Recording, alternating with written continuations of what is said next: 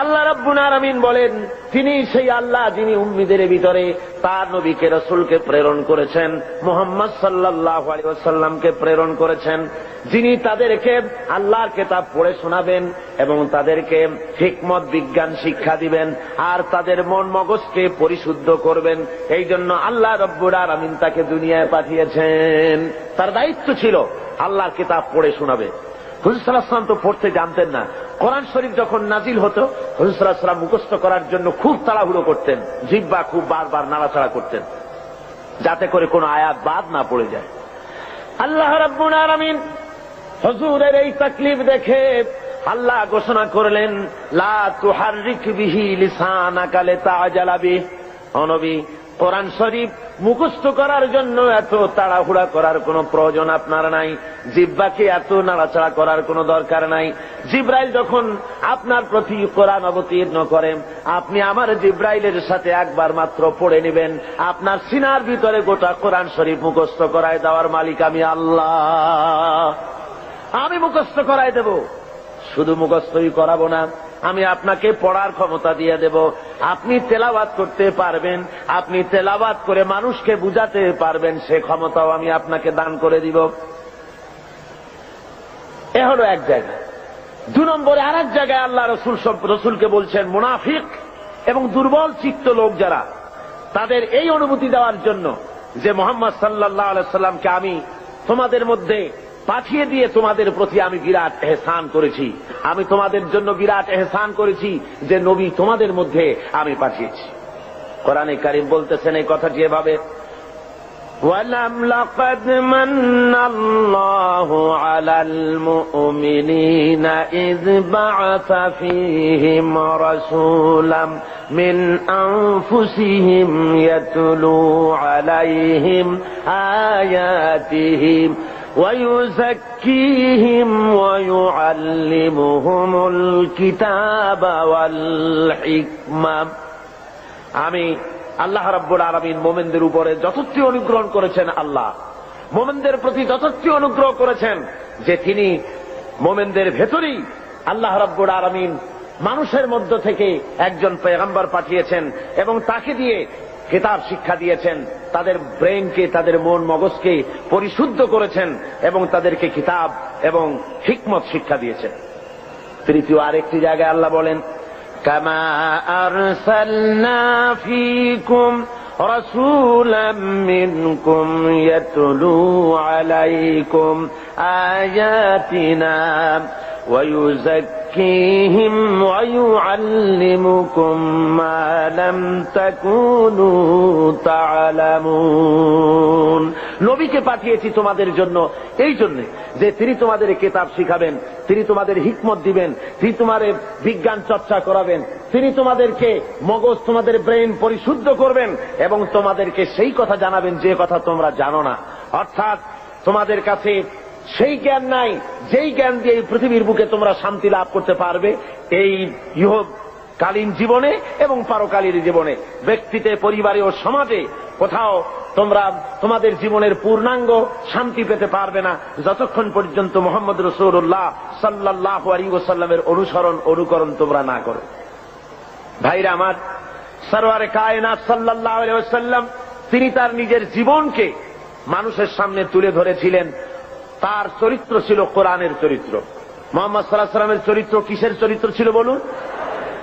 হযরতে আয়েশা সিদ্দিকা রাদিয়াল্লাহু তাআলা আনহার খেদমতে কিছু বহিরাগত সাহাবী এসে জিজ্ঞেস করেছিলেন, মা আয়েশা, আপনি আমাদেরকে বলেন হুজুর সাল্লাল্লাহু আলাইহি ওয়াসাল্লামের চরিত্র কেমন, তার আখলাক সম্পর্কে আমারে কিছু শোনান। হযরত আয়েশা বলেন, ওগো সাহাবীরা, তোমরা কি কোরআন শরীফ পড়ো নাই? ওনারা বললেন, হ্যাঁ, কোরআন পড়েছি। হযরত আয়েশা বলেন, মুসলমানেরা, তোমরা যদি কোরআন শরীফ পড়ে থাকো, কোরআন যদি তোমরা পড়তে জেনে থাকো, তাহলে রাসূলের চরিত্র জানার জন্য আমার কাছে কেন এলে? যেটা কোরআন শরীফ তার বাস্তব নমুনা যদি দেখতে চাও, তাহলে আল্লাহর নবী মুহাম্মদ রাসূলুল্লাহর দিকে তাকায়া দেখো। জোরে বলেন সুবহানাল্লাহ। তার মানে হলো যেটা কোরআন শরীফ সেইটাই মুহাম্মদ সাল্লাল্লাহু আলাইহি ওয়াসাল্লাম। কোরআন শরীফ নড়তে পারে না, কোরআন শরীফ হাঁটতে পারে না, কোরআন শরীফ কথা বলতে পারে না, কোরআন শরীফ কাগজের মধ্যে লিপিবদ্ধ একটি কিতাব। কেউ যদি আসল কোরআন দেখতে চায়, কেউ যদি চলমান কোরআন দেখতে চায়, তাহলে সে যেন মুহাম্মদ সাল্লাল্লাহু আলাইহি ওয়াসাল্লামকে দেখে নেয়। আল্লাহর নবীর 23 বছরের জিন্দেগি হলো কোরআনের জিন্দেগি। জোরে বলেন সুবহানাল্লাহ। 30 পারা কোরআন আর নবীর 23 বছরের নবুয়তের জীবন। হুজুর সাল্লাল্লাহু আলাইহি ওয়াসাল্লাম, আল্লাহ রাব্বুল আলামিন তার প্রসঙ্গ উল্লেখ করতে গিয়ে আল্লাহ বলেছেন যে তিনি শুধুমাত্র একজন নবী ছিলেন না, সাথে সাথে নবুয়তের দায়িত্ব তিনি পালন করেছেন। এবং তিনি হারাম এবং হালালের বিধান শুধু কোরআন শরীফেই করা হয়নি, মুহাম্মদ সাল্লাল্লাহু আলাইহি ওয়াসাল্লামকেও পাওয়ার দেওয়া হয়েছে হালাল এবং হারামের বিধান তিনিও নির্ধারণ করার ক্ষমতা আল্লাহ তাকেও দিয়েছেন। কোরআন শরীফ বলতেছে, ইয়ামুরুহুম বিল মারুফি ওয়া ইয়ানহাহুম আনিল মুনকার ওয়া ইউহিল্লু লাহুমুত তাইয়্যিবাতি ওয়া ইউহাররিমু আলাইহিমুল খাবাইস। আল্লাহ রাব্বুল আলামিন বলেন, তিনি মানুষকে ভালো কাজের জন্য আদেশ দেন আর মন্দ কাজ থেকে ফিরায় রাখেন, আর হালাল এবং হারাম জিনিসগুলি তিনি বেছে দেন, নির্ধারণ করে দেন।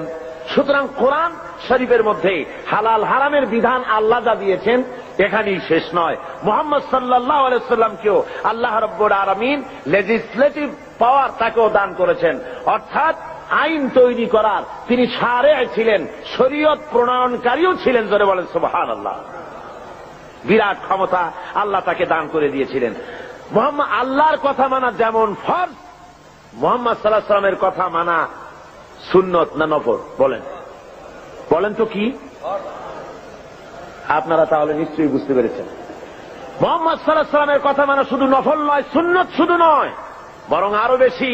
আল্লাহর কথা মানা যেমন ফরজ, মুহাম্মদ সাল্লাল্লাহু আলাইহি ওয়াসাল্লামের কথা মানা তেমন ফরজ। কেমন করে হলো তা?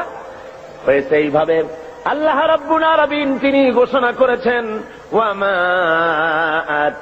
আতাকুমুর রাসূলু ফাখুযুহু ওয়ামা নাহাকুম আনহু ফান্তাহু। তোমাদের রাসূল তোমাদের জন্য যা আনয়ন করেছেন, তিনি যা তোমাদেরকে দিয়েছেন তা তোমরা গ্রহণ করো, আর যা নিষেধ করেছেন তার থেকে তোমরা ফিরে থাকো। তার অর্থ হলো মুহাম্মদ সাল্লাল্লাহু আলাইহি ওয়াসাল্লাম যা আদেশ করেছেন তা মানা ফরজ, আল্লাহর হুকুম অনুযায়ী। কার হুকুম অনুযায়ী ফরজ? আর হুজুর যা নিষেধ করেছেন তার থেকে ফিরে থাকা, আল্লাহর হুকুম অনুযায়ী তার থেকে ফিরে থাকা কি? ফরজ।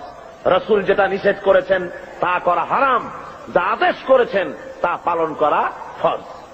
কথা বুঝে আসছে ভাইরা আমার? আল্লাহ তার রাসূলকে এভাবে করে ক্ষমতা দিয়ে দিলেন, তাকে বিচারক হিসাবে আল্লাহ বানাইছেন দুনিয়ার ভিতরে। সোশ্যাল জাস্টিস, সামাজিক সুবিচার প্রতিষ্ঠার জন্য আল্লাহ তার দায়িত্ব দিলেন। আল্লাহ বলছেন, ইন্না আনজালনা ইলাইকাল কিতাবা বিল হাক্কি লিতাহকুমা বাইনান নাসি বিমা আরাকাল্লাহ। হে নবী, আমি সত্য সহকারে আপনাকে পাঠিয়েছি। আপনি আপনার উপরে যে কিতাব অবতীর্ণ করেছি সেই কিতাব দিয়ে আপনি মানুষের উপরে বিচার ফায়সালা করবেন, আর মানুষের সামনে আপনি আমার কোরআন দিয়ে বিচার ফায়সালা করবেন, যেটা আমি আপনার প্রতি অবতীর্ণ করেছি। আল্লাহর আইন দিয়ে মানুষের উপরে শান্তি প্রতিষ্ঠা কিভাবে হতে পারবে সেটা আপনি আমার কোরআন দিয়ে মানুষের সামনে সেট করবেন। সুতরাং মুহাম্মদ সাল্লাল্লাহু আলাইহি ওয়াসাল্লাম যে ফয়সালা দিয়েছেন, যে আইন দিয়েছেন মানুষের চলার ব্যাপারে, অর্থনীতি, সমাজনীতি, রাজনীতি, এমন কোন ব্যাপার নাই যে ব্যাপারে হুজুর কথা বলেননি। হুজুরের ফয়সালা যদি কেউ না মানে, মুসলমান দাবি করার পর যে ব্যক্তি পড়ল লা ইলাহা ইল্লাল্লাহ, লা ইলাহা ইল্লাল্লাহ, লা ইলাহা ইল্লাল্লাহু মুহাম্মাদুর রাসূলুল্লাহ, তার দায়িত্ব হলো, মুমিনের দায়িত্ব হলো রাসূলের হুকুম শুনলো আর সাথে সাথে মাথা পেতে দেবে। কোরআন শরীফ বলছে, ইন্নামা কানা কাওলাল মুমিনিনা ইযা দুউ ইলাল্লাহি ওয়া রাসূলিহি লিয়াহকুমা বাইনাহুম আন ইয়াকুলু সামি'না ওয়া আতা'না মোমেনদেরকে যখন আল্লাহ এবং তার রসুলের দিকে ডাকা হয়, আল্লাহ এবং রসুলের পক্ষ থেকে কোনো অর্ডার দেওয়া হয়, তখন মোমেন যারা তারা আল্লাহর মীমাংসা এবং তার রসুলের দেওয়া ফয়সালা মেনে নেবে, আর শোনার সাথে সাথে বলবে সামি'না ওয়া আতা'না, শুনলাম এবং আনুগত্যের মস্তককে অবনত করে দিলাম। এটা হলো মোমেনের কাজ। আর মুনাফিক কি করে? আল্লাহ বলেন, শোনো, মুনাফিক কারা? যারা নাকি আল্লাহর কলেমার দাবি করে, মুসলমানের দাবি করে, ইসলামের দাবি করে, অথচ ইসলাম পালন করে চলে না, আল্লাহ এবং আল্লাহ রসুলের হুকুম মানতে রাজি নয়। এদেরকে কি বলা হয়? মুনাফিক। যাদের মুখের কথার কাজের মিল নাই, তাদেরকে কি বলা হয়?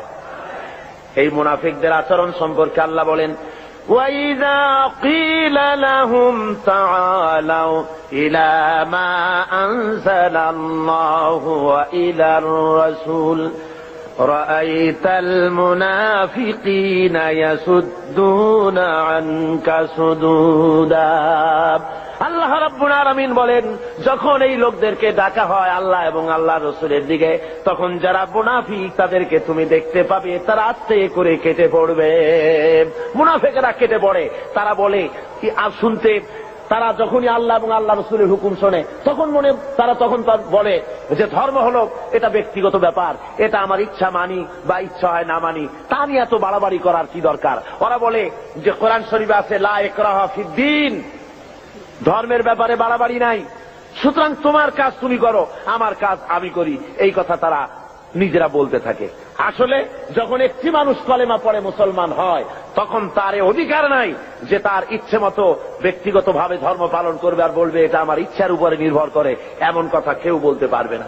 প্রত্যেকটি মুসলমানকে মুহাম্মদ সাল্লাল্লাহু আলাইহি ওয়াসাল্লাম যে কথা বলেছেন, আল্লাহ এবং তার রাসূলের কথার সামনে মাথা নত করে দিতেই হবে।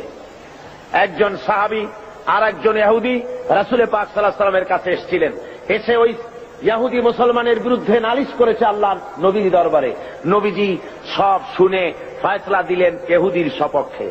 মুসলমান ব্যক্তি অসন্তুষ্ট হয়ে চলে গেলেন হযরত ওমরের কাছে, গিয়ে বললেন, ভাই ওমর, আমি আপনার কাছে এসেছি একটা বিচারের সানি করার জন্য। তো বলে, প্রথমে কার কাছে গিয়েছিলে? গিয়েছিলাম মুহাম্মদ সাল্লাল্লাহু আলাইহি ওয়াসাল্লামের কাছে। ইহুদির সাথে আমার সাথে একটা ব্যাপার নিয়ে ঝগড়া হয়েছে, কিন্তু মুহাম্মদ সাল্লাল্লাহু আলাইহি ওয়াসাল্লাম সেটা শুনিয়া রায় দিলেন ইহুদির পক্ষে। অথচ আমি মুসলমান, আমি নামাজ পড়ি, আমি চাঁদা দেই, আমি জেহাদে যাই, অথচ আমার পক্ষে রায় দেওয়া হলো না। বলুন তো দেখি কেমন কথা। আল্লাহ আপনাকে বড় রাজনৈতিক জ্ঞান দান করেছেন, আপনি আমার এই ফয়সালাটা করে দেন। হযরত ওমর বললেন, আল্লাহর বান্দা, অপেক্ষা করো, আমি তোমার ফয়সালা করে দিতেছি। বাড়ির মধ্যে ঢুকলেন, একটা তরবারি নিয়ে এলেন। তরবারিটা খাপ থেকে বের করে হযরত ওমর বললেন, আল্লাহর বান্দা শোনো, যে ব্যক্তি মুহাম্মদ সাল্লাল্লাহু আলাইহি ওয়াসাল্লাম ফয়সালা করে দেওয়ার পর নিজেকে মুসলমান দাবি করে আর তারপরে সেই ফয়সালা মেনে নিতে পারে না, দ্বিধা দ্বন্দ্বে ভোগে অথবা তার সানি করতে আসে, ওই লোকের ফয়সালা এইরকম করে দিতে হয়। তরবারি দিয়ে আঘাত করলেন, লোকটা দুই টুকরা হয়ে জমিনের উপরে পড়ে গেল। সারা এলাকায় খবর হলো হযরত ওমর মুসলমান হত্যা করেছেন। ভাইরা আমার, আল্লাহ রাব্বুল আলামিন বলে দিলেন, কোরআনে কারীমের আয়াত নাযিল হয়ে গেল, ফালা ওয়া রাব্বিকা লা ইউমিনুনা হাত্তা ইউহাক্কিমুকা ফীমা শাজারা বাইনাহুম ثم لا يجدوا في أنفسهم حرجا مما قضيت ويسلموا تسليما। হে নবী, আপনার আল্লাহর কসম, আপনার রবের কসম, সে ব্যক্তি মোমেন নয় যে ব্যক্তি আপনি ফয়সালা দেওয়ার পর, আপনি সিদ্ধান্ত দেওয়ার পর ওই সিদ্ধান্ত মেনে নিতে এতটুকুন দ্বিধা দ্বন্দ্বে ভোগে, মানতে পারে না, সন্দেহ পোষণ করে, আপনার আল্লাহর কসম সে ব্যক্তি মোমেন না। আল্লাহ রাব্বুল আলামিন জানিয়ে দিলেন, নবী গো, আপনি বলে দেন হযরত ওমর কোন মুসলমান হত্যা করেনি, হযরত ওমর যাকে হত্যা করেছে সে হলো মুনাফিক। আল্লাহ সেই বিচারে খুশি হয়ে গেছেন। কলেমা পড়ার পর, মুসলমান দাবি করার পর আল্লাহর দেওয়া অর্থনীতি, সমাজনীতি, রাজনীতি যারা মানতে রাজি না, ওদেরকে এই জমিনে বসবাস করার কোন অধিকার আল্লাহ দিতে চান না। অর্থাৎ মুনাফিক হওয়া চলবে না। দুটো পথ আছে, হয় কাফের হও, না হয় মুমিন হও, মাঝখানে থাকতে পারবে না, মুনাফিক হতে পারবে না। দুই পথের যে পথে খুশি সে পথে চলে যাও, হয় ইসলামকে বাদ দাও। ইসলাম পছন্দ হয় না, আল্লাহ পছন্দ হয় না, রাসূল পছন্দ হয় না, চলে যাও, বেরিয়ে যাও। আছে না এমন?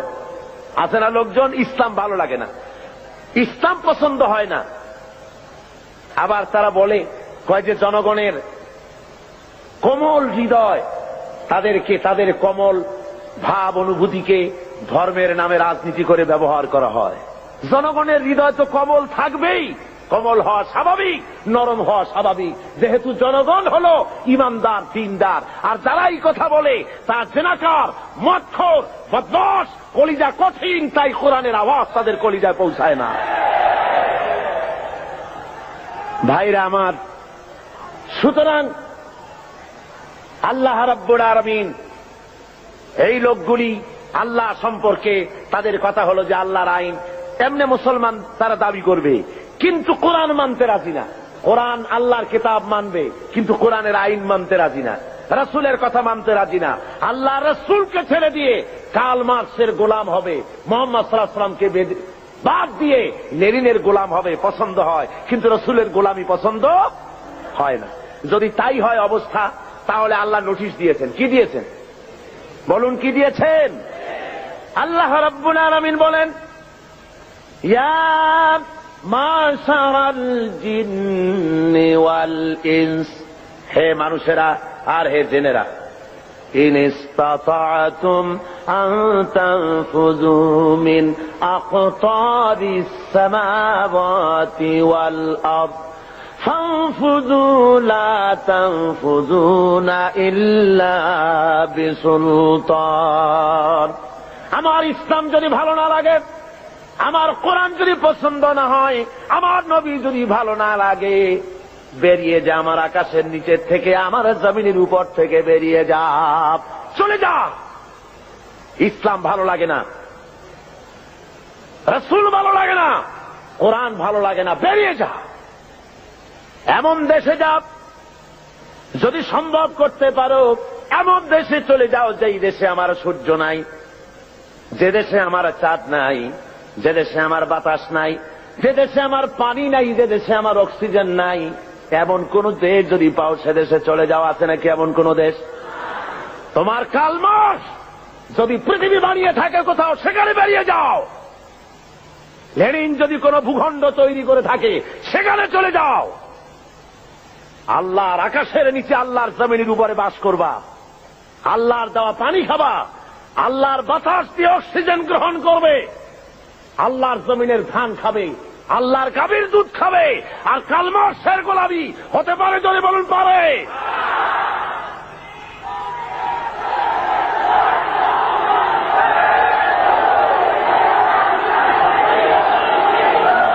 ভাইরে আমার,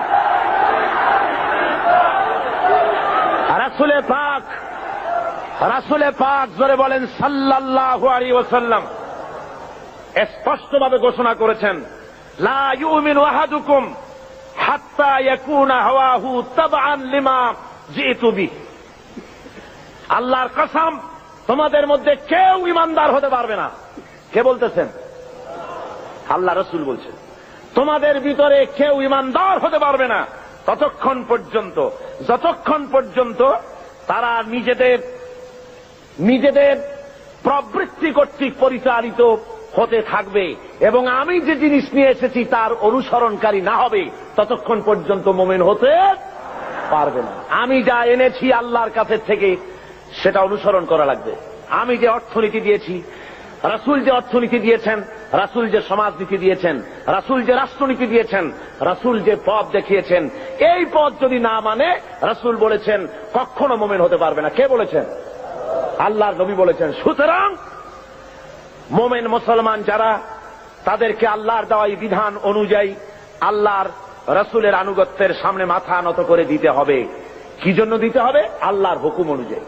আল্লাহ রাব্বুল আলামিন বলেন, ওয়া মা আরসালনা মির রাসূলিন ইল্লা লিয়ুতা'a বিইذনিল্লাহ।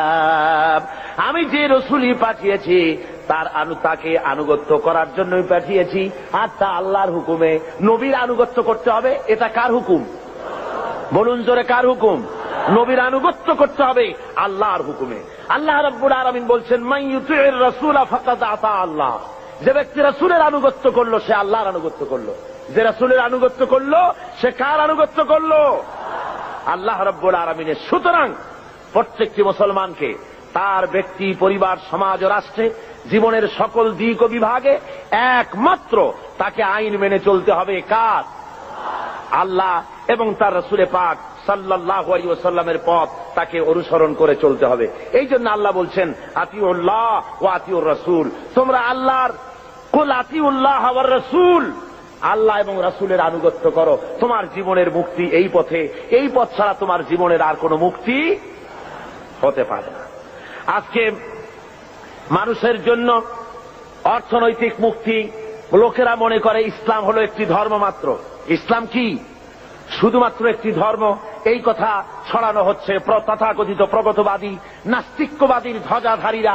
তারা চতুর্দিকে ছড়াচ্ছে ইসলাম হলো শুধুমাত্র একটি ধর্ম, এতে আছে শুধু নামাজ, রোজা, হজ, যাকাতের কথা, অর্থনৈতিক কোনো বক্তব্য নাই। সুতরাং ধর্মের দিক থেকে আমরা নামাজ, রোজা ঠিকই করবো আল্লাহর, কিন্তু অর্থনৈতিক মুক্তির জন্য কার্ল মার্কসের কাছে যাওয়া ছাড়া আমাদের কোনো পথ নাই, সমাজতন্ত্র করা ছাড়া কোনো পথ নাই।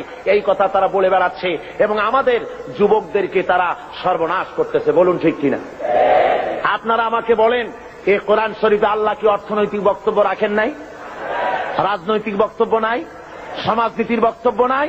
সব এর মধ্যে ভরা আছে। কিন্তু দুঃখের বিষয়, আমার কলেজ, ইউনিভার্সিটির ছাত্রগুলি যারা ওখানে পড়াশোনা করছে তার একটি অংশকে আজকে তাদেরকে বিরুদ্ধে নিয়ে নেওয়া হয়েছে।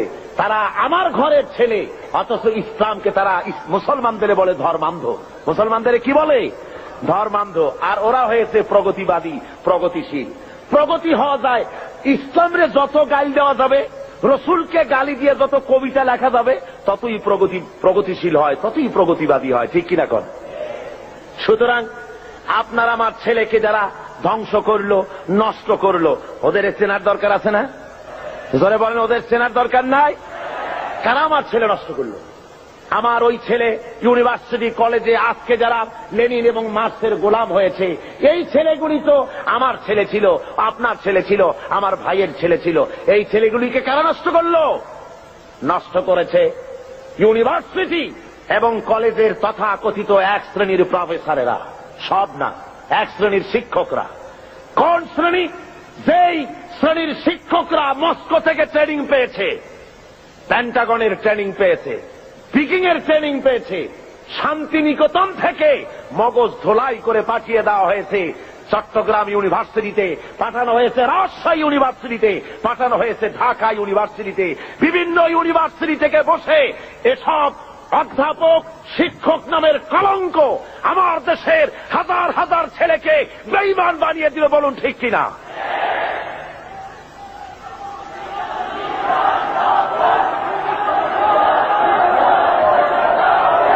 আমার আজকে আমাদেরকে বুঝতে হবে, ওই ইউনিভার্সিটিগুলিতে যদি কোরআনে কারীম পড়ানো হতো, যদি রাসূলের হাদিস পড়ানো হতো, রাসূলের অর্থনীতি যদি পড়ানো হতো, ছেলেগুলি খারাপ হতো না, সব মুহাম্মদ সাল্লাল্লাহু আলাইহি ওয়াসাল্লামের অনুসারী হয়ে যেত। ঠিক কিনা বলেন? আল্লাহ রাব্বুল আলামিন কোরআনে কারীমের মধ্যে অর্থনীতি দিয়ে ভরপুর করে দিয়েছেন। সমস্ত কথা বলেছেন, শ্রমিকের ব্যাপারে কথা বলেছেন, কৃষকদের ব্যাপারে কথা বলেছেন। পুঁজিবাদকে ইসলাম আশ্রয় দেয়নি, বরং অর্থনৈতিক একটি সামাজিক সুবিচার, একটি সুষম বন্টন নীতির কথা আল্লাহ রাব্বুল আলামিন বলেছেন। এই পৃথিবীর সমস্ত সম্পদের আসল মালিক কে? জোরে বলুন কে? লিল্লাহি মা ফিস সামাওয়াতি ওয়া মা ফিল আরদ। পড়েন সবাই আমার সাথে, লিল্লাহি মা ফিস সামাওয়াতি ওয়া মা ফিল আরদ। আসমান আর জমিনের সবকিছুর একচ্ছত্র মালিকানা হলো আল্লাহর। কিন্তু আল্লাহ রাব্বুল আলামিন ওই মালিক আল্লাহর সম্পদ থেকে কাউকে কাউকে এর মালিক, এর কিছু সময়ের জন্য রক্ষক বানায় দেন, কিছু সময়ের জন্য আমানতদার বানায় দেন। যার কাছে যতটুকু জমি আছে, টাকা আছে, সম্পদ আছে, এগুলি তার কাছে আমানত মাত্র। আল্লাহ কোরআনে কারীমের মধ্যে বলেন, وأنفقوا مما جعلكم مستخلفين فيه। আল্লাহ যে সব ধন সম্পদ তোমাদেরকে দান করেছেন, এর প্রতিনিধি বানাইছেন, তোমরা তার থেকে আল্লাহর রাস্তায় খরচ করো। এর দ্বারা বোঝানো হচ্ছে ধন সম্পদের আসল মালিক আল্লাহ, তোমার কাছে কিছুদিনের জন্য আমানত রাখা হয়েছে। আর ওই ধনীদেরকে বলা হয়েছে ওয়াল্লাযীনা ফী আমওয়ালিহিম হাক্কুম মা'লুমুল লিস-সাইলি ওয়াল মাহরুম। ধনীদের সম্পদের মধ্যে গরিবদের অধিকার আছে। আল্লাহ রাব্বুল আলামিন বলছেন ধনীদেরকে যে গরিবরা তোমার করুণার পাত্র নয়, বরং তোমাদের সম্পদে আছে তাদের অধিকার, সে অধিকার তোমরা আদায় করে দাও। এবারে আল্লাহ রাব্বুল আলামিন এভাবে করে কোরআনের মধ্যে বারবার এই কথা বলেছেন, ওয়ানফিকু মিম্মা রাযাকনাকুম, আমি তোমাদেরকে যে রিজিক দান করেছি তার থেকে তোমরা খরচ করো গরিব জনসাধারণের জন্য। প্রশ্ন উঠলো, হে রাসূল কি খরচ করব? আল্লাহ জবাবটা শিখাই দিলেন, ওয়ায়াসআলুনাকা মাযা ইউনফিকুনা কুলিল আফওয়া। আল্লাহ রাব্বুল আলামিন বলেন, নবী হে, আপনাকে প্রশ্ন করা হয় কি খরচ করব, আপনি বলে দেন প্রয়োজনের অতিরিক্ত জিনিস আল্লাহর রাস্তায় খরচ করে দাও, যেটা তোমার কাজে লাগছে না, তোমার ব্যক্তিগত এবং তোমার পরিবারের জন্য রেখে বাকি জিনিসটা তুমি আল্লাহর রাস্তায় মানুষের জন্য, গরিবদের জন্য খরচ করে দাও। তিরমিজি শরীফের হাদিসের মধ্যে এসেছে, আল্লাহ রাসূল বলেছেন মানুষের প্রত্যেকটি আদম সন্তানের খাওয়া পড়া, শিক্ষা, চিকিৎসা, বাসস্থান, এই জিনিসগুলির গ্যারান্টি আল্লাহ রাব্বুল আলামিন দিয়ে থাকেন, ইসলামী সরকার দিয়ে থাকে। ইসলাম অর্থনৈতিক নিরাপত্তার জন্য যেসব ব্যবস্থা গ্রহণ করেছে তার সবচাইতে বড় কথা হল সমাজের কর্মক্ষম ব্যক্তি যারা কাজ করতে পারে না তাদের রুজির জন্য তারা পরিশ্রম করবে, যারা কাজ করতে পারে তারা পরিশ্রম করবে, এটা হলো ইসলামের কথা। কোরআনে কারীমের মধ্যে সূরা জুমায় একথা বলা হয়েছে, فَإِذَا قُضِيَتِ الصَّلَاةُ فَانتَشِرُوا فِي الْأَرْضِ وَابْتَغُوا مِنْ فَضْلِ اللَّهِ وَاذْكُرُوا اللَّهَ كَثِيرًا لَعَلَّكُمْ تُفْلِحُونَ। আল্লাহ রাব্বুল আলামিন বলেন, নামাজ পড়া যখন হয়ে গেল, ফাইদা কুদিয়াতিস সালাত ফান্তাশিরু ফিল আরদ, নামাজ পড়া যখন হয়ে গেছে এখন আর ঘুমায় থেকো না, বেরিয়ে যাও, কলে কারখানায়, খেতে খামারে, অফিসে আদালতে কাজ করো। জোরে বলেন সুবহানাল্লাহ। ইসলাম কাজের ট্রেনিং দেয়, বসে থেকো না, নামাজ পড়া হয়েছে বেরিয়ে যাও। হাদিস শরীফে এসেছে, ইযা সাল্লাইতুমুল ফাজরা ফালা তানুমু আন তালবি আরযাকিকুম, যখন ফজরের নামাজ পড়া হয়ে গেল ঘুমায়ও না, ফালা তানুমু, ঘুমায়ও না, বেরিয়ে যাও, কল কারখানা, খেতে খামারে, অফিসে আদালতে উৎপাদন বাড়াও, কাজ করো, নিজের জন্য পরিশ্রম করো, অন্যের জন্য পরিশ্রম করো।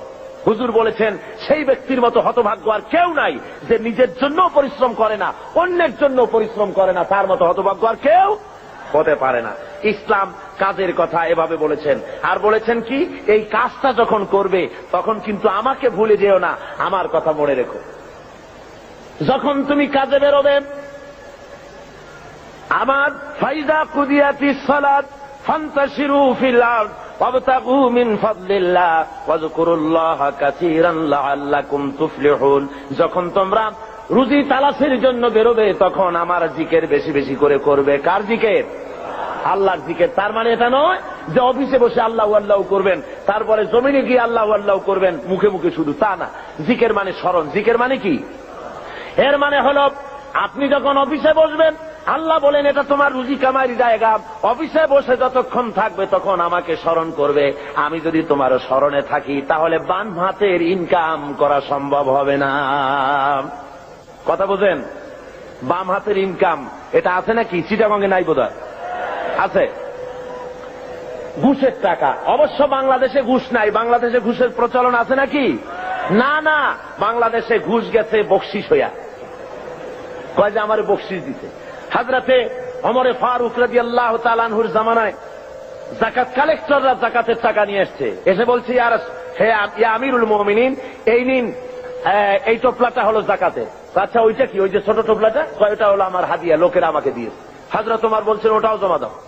কয় এটা তো আমাদের লোকেরা হাদিয়া দিয়েছে। কয় যাও না, জমা দাও, এরপরে আমি তোমার চাকরি বাদ দিয়ে দিলাম, এখন যাও দেখি তোমার কেটে হাদিয়া দেয়। তার মানে ওইটা দিয়েছে তোমার চাকরির জন্য। সুতরাং ঘুষ খাওয়া হলো হারাম। ঘুষ খাওয়া কি হারাম। আল্লাহ রাব্বুল আলামিন বলেন, যখন তুমি কলকারখানায়, খেতে, খামারে, অফিসে যখন বসবে, আমার জিকির বেশি করে করবে, আমাকে স্মরণে রাখবে, তাহলে কোন ক্রমে তুমি ঘুষ তোমার বাম হাতের ইনকাম করতে পারবে না। আমার ভয় অন্তঃকরণে তোমার আসবে। এখন যে গভর্নমেন্ট ক্ষমতায় আছেন, এই গভর্নমেন্ট প্রথমে যখন ক্ষমতায় আসেন, এসেই তারা আসবার আগেই ঘোষণা করেছিলেন যে দুর্নীতির বিরুদ্ধে আমরা জিহাদ ঘোষণা করেছি, দুর্নীতির বিরুদ্ধে। এই ঘোষণার পর তারা ক্ষমতায় এলেন। এর কদিন পরেই আমার মাহফিল ছিল বাইতুল মোকাররমে। তো ঘোষক সেখানে উপস্থিত, বোঝেন তো কে? তো আমি সেখানে বললাম মোনাজাতের মধ্যে যে আল্লাহ, যারা আজকে দুর্নীতির বিরুদ্ধে জিহাদ ঘোষণা করে ময়দানে এলেন, এরাই যেন কিয়ামতের দিন দুর্নীতির দায়ে আসামি হয়ে তোমার কাঠগড়ায় না দাঁড়ায়। আবার আজকে দেখা গেল সমাজের অবস্থা, যারা দুর্নীতির বিরুদ্ধে জিহাদ ঘোষণা করে এলেন, দুর্নীতি মনে হয় কোন সমাজের এমন কোন একটি রন্ধ্র নাই যেখানে দুর্নীতি আজ না ঢুকেছে। কি কোন ঠিক কিনা? সমাজের পরতে পরতে, সর্বস্তরে, রন্ধ্রে রন্ধ্রে ঘুষ, অনাচার, ব্যভিচার ঢুকে গিয়েছে। এই জন্য আল্লাহ বলছেন, আমি যদি স্মরণে থাকি তাহলে এই অন্যায় অবিচার করা তোমার পক্ষে সম্ভব হবে না। আল্লাহ রাব্বুল আলামিন এরপরে যারা কাজ করতে পারেন তাদের কি, যারা কাজ করতে পারে না, উপার্জনে অক্ষম যারা, তাদের জন্য আল্লাহ রাব্বুল আলামিনের রাসূল পাক সাল্লাল্লাহু আলাইহি ওয়াসাল্লাম বলেছেন যে যারা কাজ করতে পারে, তারা কর্ম কাজে যারা শক্তি নাই, তাদের প্রয়োজন তারা মিটিয়ে দেবে। ওয়ায়াকফুলু গানিয়ুহুম ফাকিরাহুম, তাদের সমাজের ধনীরা তারা গরিবদের খাবারের বন্দোবস্ত করবে, তাদের অভাব অভিযোগ প্রয়োজনকে মিটিয়ে দেবে। আল্লাহ রাব্বুল আলামিনের নবী বলেন, সেই ব্যক্তি মোমেন নয়, সেই ব্যক্তি মোমেন নয়। তিনবার বললেন। সাহাবায়ে কেরাম জিজ্ঞেস করলেন, ইয়া রাসূলুল্লাহ, কোন ব্যক্তি মোমেন নয়? হুজুর বলেন, যে ব্যক্তি পেট পুরে আহার করার পর ঘুমায় গেল, এই কথা জানার পরে যে তার প্রতিবেশী না খেয়ে আছে, এই কথা জানার পরে যে ঘুমায় গেল। আল্লাহ নবী বলেন, সে যত নামাজি আর যাই কিছু হোক না কেন, আল্লাহর কাছে সে মোমেন বলে চিহ্নিত হতে পারবে না। এর চাইতে উন্নত মানের কথা এই পৃথিবীতে আর কেউ বলতে পেরেছে? বলুন, কি বলেন? আর কেউ বলতে পেরেছে? আর কেউ বলতে পারেনি। রাসূল পাক সাল্লাল্লাহু আলাইহি ওয়াসাল্লাম বলেছেন, আইয়ু রাজুলিন মাতা জিয়ান বাইনা আগনিয়া ফাকাদ বারিয়াত মিনহুম জিম্মাতুল্লাহি ওয়া রাসূলি। আল্লাহর নবী বলেন, কোন ধনাঢ্য এলাকার ভিতরে কোন গরিব মানুষ যদি মারা যায়, কোন মানুষ যদি না খেয়ে মারা যায় কোন ধনাঢ্য এলাকার ভিতরে, তাহলে ওই এলাকার ধনী ব্যক্তিদের সঙ্গে আল্লাহর সাথে এবং তার রাসূলের সাথে কোনো সম্পর্ক থাকবে না, সমস্ত সম্পর্ক বিচ্ছিন্ন হয়ে যাবে। জোরে বলেন নাউযুবিল্লাহ। কোন ধনীদের এলাকায় যদি গরিব না খাইয়া মরে যায়, তাহলে ওই এলাকার ধনীদের সাথে আল্লাহর কোনো সম্পর্ক বাকি থাকবে না। রাসূল পাক সাল্লাল্লাহু আলাইহি ওয়াসাল্লাম একথা স্পষ্ট করে বলেছেন। তাই তো আমরা দেখেছি মুহাম্মদ সাল্লাল্লাহু আলাইহি ওয়াসাল্লাম যখন ক্ষমতায় ছিলেন, হুজুর বলেছেন, অর্থাৎ রাষ্ট্রীয় ক্ষমতায়, হুজুর বলেছেন, খায়রুল কুরুনে কারনি, সর্বশ্রেষ্ঠ যুগ হলো আমার যুগ। জোরে কোন সুবহানাল্লাহ। মানুষ দরজা খুলে ঘুমাবার সুযোগ পেয়েছে, না খেয়ে কেউ মরে নাই। আজকে তো লোকেরা মঞ্চের উপরে দাঁড়ায়, ইলেকশন আসলে পরে কত কায়দার লম্বা জামা গায়ে দেয়, দেখেন না? খদ্দরের জামা একেবারে আমাদের চাইতেও লম্বা জামা, দুই কোনাটা খুব বেশি করে লম্বা, কানাটা ফাড়া। এরপরে মঞ্চে এসে সুন্দর করে বলে, এবার যদি একবার যাইতে পারি ক্ষমতায়, না খাইয়া কেউ মরবে না। কিন্তু কি খাইয়া যে মরবে তাও তারা বলে না। ভাইরা আমার, মানুষেরা বুঝতে পারে না, আর এদের পেছনে দৌড়াতে থাকে।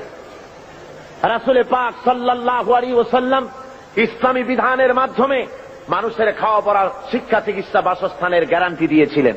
রাসূল দুনিয়া থেকে বিদায় হলেন, হযরতে আবু বকর, হযরতে ওমর, হযরত উসমান, হযরত আলী রিদওয়ানুল্লাহ তাআলা আলাইহিম আজমাইন দুনিয়ার বুকে শাসন করেছেন, পৃথিবীকে দেখায়েছেন রাষ্ট্র কেমনে চালায়। নিজেরা না খেয়ে জনগণকে খাবারের বন্দোবস্ত করেছেন। হযরত ওমর ফারুক রাদিয়াল্লাহু তাআলা আনহু তো রাতের আধারে ঘুরে ঘুরে বেড়াতেন, কে খেয়েছে, কে না খেয়ে আছে, কার বাড়ি অসুখ, কার বাড়ি ভালো, কি অবস্থা, এগুলি রাসূল পাক সাল্লাল্লাহু আলাইহি ওয়াসাল্লামের সাহাবী হযরত ওমর দেখতেন। মানুষের চাপ আর কিছু না। আমি আর ওদিকে লক্ষ্য করবেন না, এদিকে লক্ষ্য করেন। আমি তো আপনাদের নিয়ে জিহাদের ময়দানে যাব। কোথায় যাব? তো এই রকমের একটা আওয়াজ শুনে যদি মানুষের চিল্লানি আওয়াজ শুনে যদি ওদিক ফিরে তাকান, তাহলে আপনাদের নিয়ে দেয়াদের ময়দানে যাওয়া যাবে? কি বলেন? সাহসী হতে হবে, দুর্জয় সাহসী হতে হবে। এখানে আর কিচ্ছু নাই, মানুষের বসা ছাড়া আর কোনো কিছু হওয়া সম্ভব নয়, যেহেতু এটা কোরআনের মাহফিল। কিসের মাহফিল? জোরে বলেন, কিসের মাহফিল? সুতরাং লোকেরা বসতে জায়গা পাচ্ছে না বলে প্রচন্ড ভিড়ে মানুষের অসুবিধা হচ্ছে, আর কিছুই না। আপনারা লক্ষ্য করুন, হযরত ওমর ফারুক রাদিয়াল্লাহু তাআলা আনহু রাষ্ট্রপ্রধান, আর রাসূল এমন রাষ্ট্রপ্রধান বানিয়েছিলেন, একদিকে রাষ্ট্রের প্রধান আর একদিকে মসজিদের ইমাম। জোরে বলেন সুবহানাল্লাহ। রাষ্ট্রপ্রধান যিনি হবেন, সেই এলাকার সবচাইতে বড় মসজিদে ইমামতিও তাকে করতে হবে, সে যোগ্যতা থাকা লাগবে। আমাদের দেশে রাষ্ট্রপ্রধান যত আসছেন, যদি শোনা যায় যে উনি আজকে বাইতুল মোকাররমে ইমামতি করবেন, মুসল্লি পাওয়া যাবে একটাও? কি বলেন, পাওয়া যাবে নাকি? হসপিটালের রুগীরা যদি শোনে যে ডাক্তার নাই, ইঞ্জিনিয়াররা আসছে চিকিৎসা করার জন্য, রুগী থাকবে একটাও? পাও ভাঙ্গা রুগীও হসপিটালের জানালা ভাঙ্গে বাইরে পড়বে ভয়তে, যে কোন জায়গার ইঞ্জেকশন কোথায় করে তার তো ঠিক নেই। সুতরাং লোকেরা বলবে, আল্লাহ এমন প্রেসিডেন্টের পিছনে নামাজ পড়া থেকে আমাকে রক্ষা করো, আমাদের বাঁচাও। রাসূল বানিয়েছিলেন এমন, যিনি হবেন রাষ্ট্রপ্রধান, তিনি হবেন মসজিদের কি ইমাম, তিনি অর্থনীতির ইমাম, তিনি গোটা দেশের ইমাম। একদিকে ইমাম, আর একদিকে স্পিরিচুয়াল ওয়ার্ল্ড, অর্থাৎ আধ্যাত্মিক জগৎ, ইলমে মারফতের শৈল শিখরে আল্লাহ তাকে আরোহণ করিয়েছেন হযরত ওমর। হযরত আলী রাদিয়াল্লাহু তাআলা আনহু, হযরত ওমর ফারুক রাদিয়াল্লাহু তাআলা আনহুর জামানায় খেলাফতের আমলে তিনি স্বপ্নে দেখছেন যেন মুহাম্মদ সাল্লাল্লাহু আলাইহি ওয়াসাল্লামের পেছনে তিনি ফজরের নামাজ আদায় করছেন মসজিদে নববীতে। নামাজ শেষ হয়ে যাওয়ার পর হযরতে আলী রাদিয়াল্লাহু তাআলা আনহু তিনি দেখলেন যে মসজিদের দরজা থেকে একজন বুড়ি প্রবেশ করলো একটা পাত্র নিয়ে। রাসূলের কাছে এসে বলছেন, ইয়া রাসূলুল্লাহ, এই পাত্র ভরা খোরমা আমার বাগানের, আপনি খান, সাহাবায়ে কেরামদের মধ্যে ভাগ করে দেন। রাসূল জিজ্ঞেস করলেন, পাত্রটা নিয়ে, মিয়া তোমার নাম কি? বলছে, আমার নাম জুবায়ের। নাও 5টা তোমার নাম, আমার নাম সাঈদ। নাও 7টা তোমার নাম, জাবের। নাও 3টা তোমার নাম, আমার নাম আবু সাঈদ খুদরি। নাও 6টা। এভাবে ভাগ করতেছেন। দিতে দিতে সর্বশেষ হযরতে আলী, হুজুর বলছেন তুমি কে? হযরত আলী বলেন, হুজুর আমি তো আলী। নাও 1টা। হযরত আলী হুজুরের কাছের থেকে খোরমা নিয়ে নিজের মুখের মধ্যে দিয়ে চিবোচ্ছেন। হযরত আলী স্বপ্নের ভিতরে রাসূলের দেওয়া খুরমার দানা মুখের ভিতরে দিয়ে চিবোচ্ছেন। এমন সময় কানের মধ্যে আজানের আওয়াজ চলে গেল, ফজরের আজানের, আসসালাতু খায়রুম মিনান নাওম। হযরত আলীর ঘুম ভেঙে গেল। তিনি ঘুমের থেকে জেগেছেন ঠিকই, কিন্তু মুখের ভিতরে রাসূলের দেওয়া খুরমার স্বাদ তার মুখের মধ্যে তখনও বিরাজমান। আল্লাহর নবীর জান্নাতি সুগ্রাণ তখনও হযরত আলীর ঘরের মধ্যে তখনও রয়েছে। হযরত আলী উযু করে মসজিদে নববীর ভিতরে চলে গেলেন, যায় দেখেন হযরত ওমর ইমামতি করতেছেন।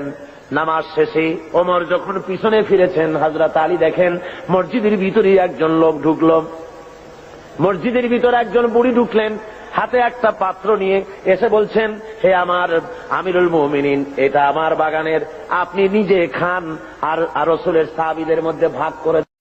হযরত ওমর ফারুক রাদিয়াল্লাহু তাআলা আনহু খোরমার পাত্র হাতে নিয়ে বলছেন, তোমার নাম কি? কয় অমুক না ওই কয়টা। তোমার নাম কি? অমুক নয় ওই কয়টা।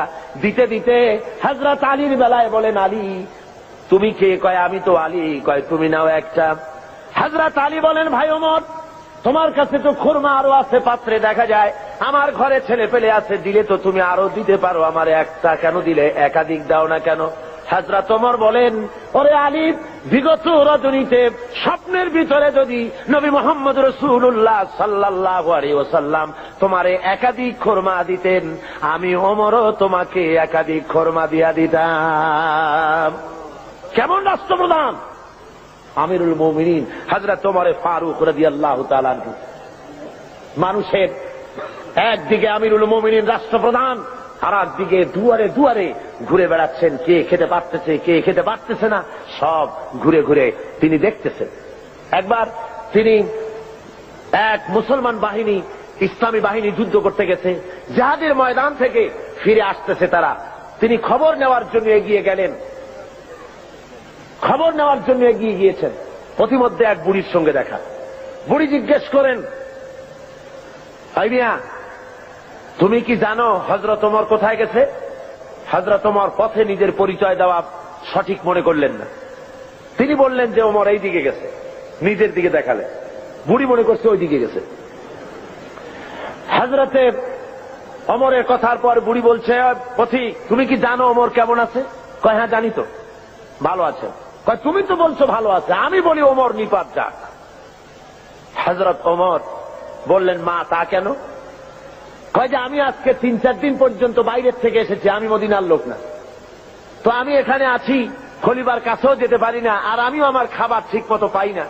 সেই জন্য অসন্তুষ্ট হয়েছি যে তিনি বলেছেন ফোরাতের কূলে যদি একটি ছাগল, একটি কুত্তাও যদি মারা যায় না খাইয়া, আমি ওমর দায়ী হব। তা আমি তো মানুষ, আমি তো খাবার পেলাম না, সেই জন্য আমি অসন্তুষ্ট হয়েছি। তারপরে হযরত ওমর বলছেন, বুড়িমা তুমি ওমরের উপরে খুব নারাজ হয়েছে দেখা যায়। তো হযরত ওমর তো খুব ব্যস্ত, যুদ্ধ চলতেছে বাইরে, আর সমস্ত জিনিস নিয়ে তিনি খুব ব্যতিব্যস্ত আছেন। তা তুমি কি হলে ওমরের প্রতি খুশি হও? বুড়ি বলছে, তোমাকে তো খুব ওমর ভক্ত লোক বলে মনে হয়, তা দাও তো দেখি আমাকে এতগুলো দিনার, তাহলে আমি খুশি হই। হযরত ওমর পকেটে হাত দিয়েছেন সে পয়সাগুলি বের করার জন্য।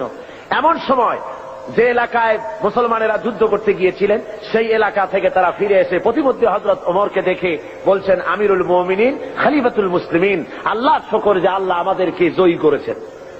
শুনে বুড়ি যখন শুনল যে আমিরুল মুমিনিন, সে ভয়তে থরথর করছে, সর্বনাশ, হযরত ওমরের সামনে আমি বলছি যে ওমর নিপাত যাক। বুড়ি তখন করজোরে বলছে, আমিরুল মুমিনিন আমি বুঝতেই পারি নাই, ভুল করেছি, আপনার সামনে আপনার নিপাত কামনা করেছি, আমি বুঝি নাই, আমারে আল্লাহর হস্তে মাফ করে দেন। হযরত ওমর বলেন, বুড়ি মাফ করা লাগবে না, আমার উল্টা মাফ চেও না, বরং আমি মাফ চাই। তুমি বলার আগে আমি যে তোমার ক্ষুধার খবর নিতে পারি নাই, এই জন্য তুমি কিয়ামতের ময়দানে আল্লাহর দরবারে আমারে তুমি আসামি বানাইও না। ইসলাম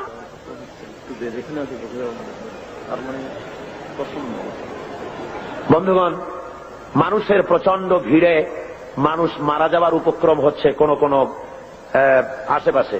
তো আমি যদি আপনাদের বলি একটু চাপতে, আপনারা কি পারবেন?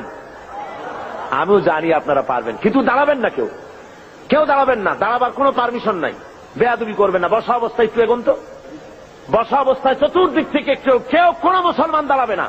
বসা অবস্থায় একটু চেপে আসেন আর একটু মহব্বতের সাথে জিকির করেন, লা ইলাহা ইল্লাল্লাহ, খুব জোরে করেন, লা ইলাহা ইল্লাল্লাহ,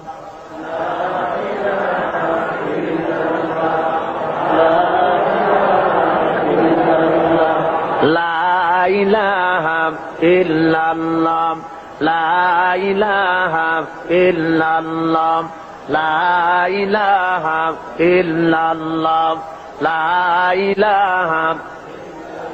আরো জোরে করুন,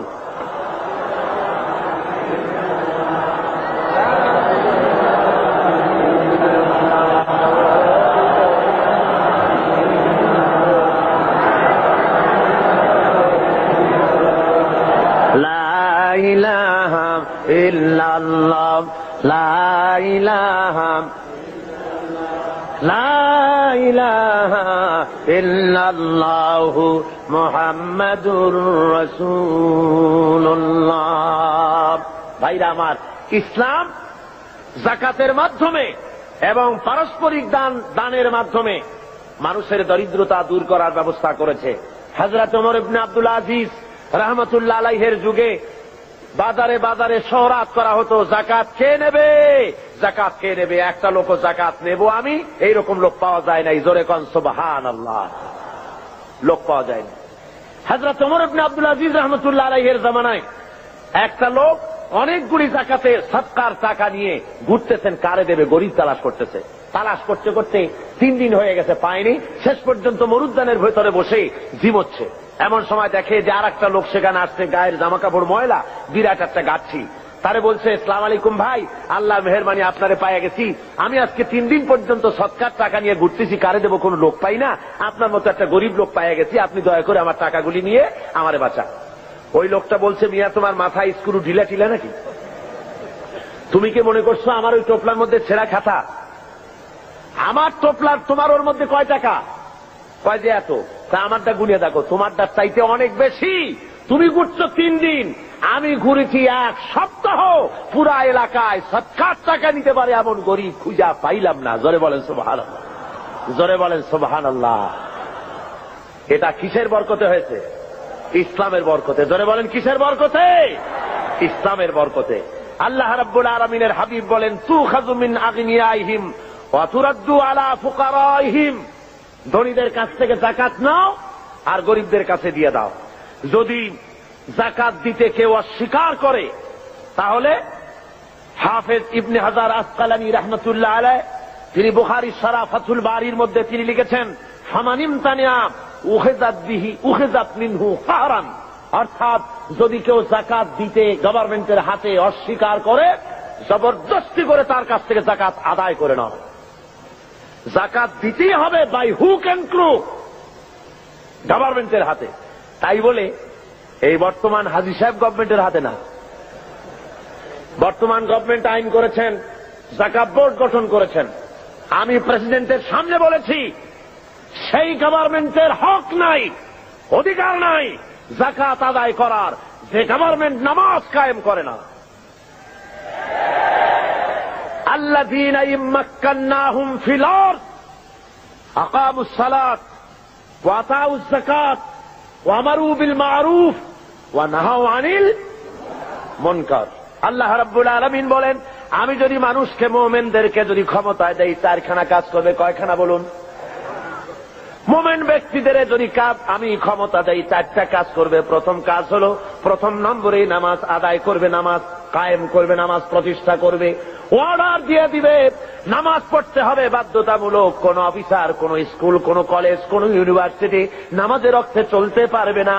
নামাজের সময় বন্ধ করে দিতে হবে, বা জামাত নামাজ আদায় করবে মুসলমান, তারপরে আবার কাজ শুরু করবে।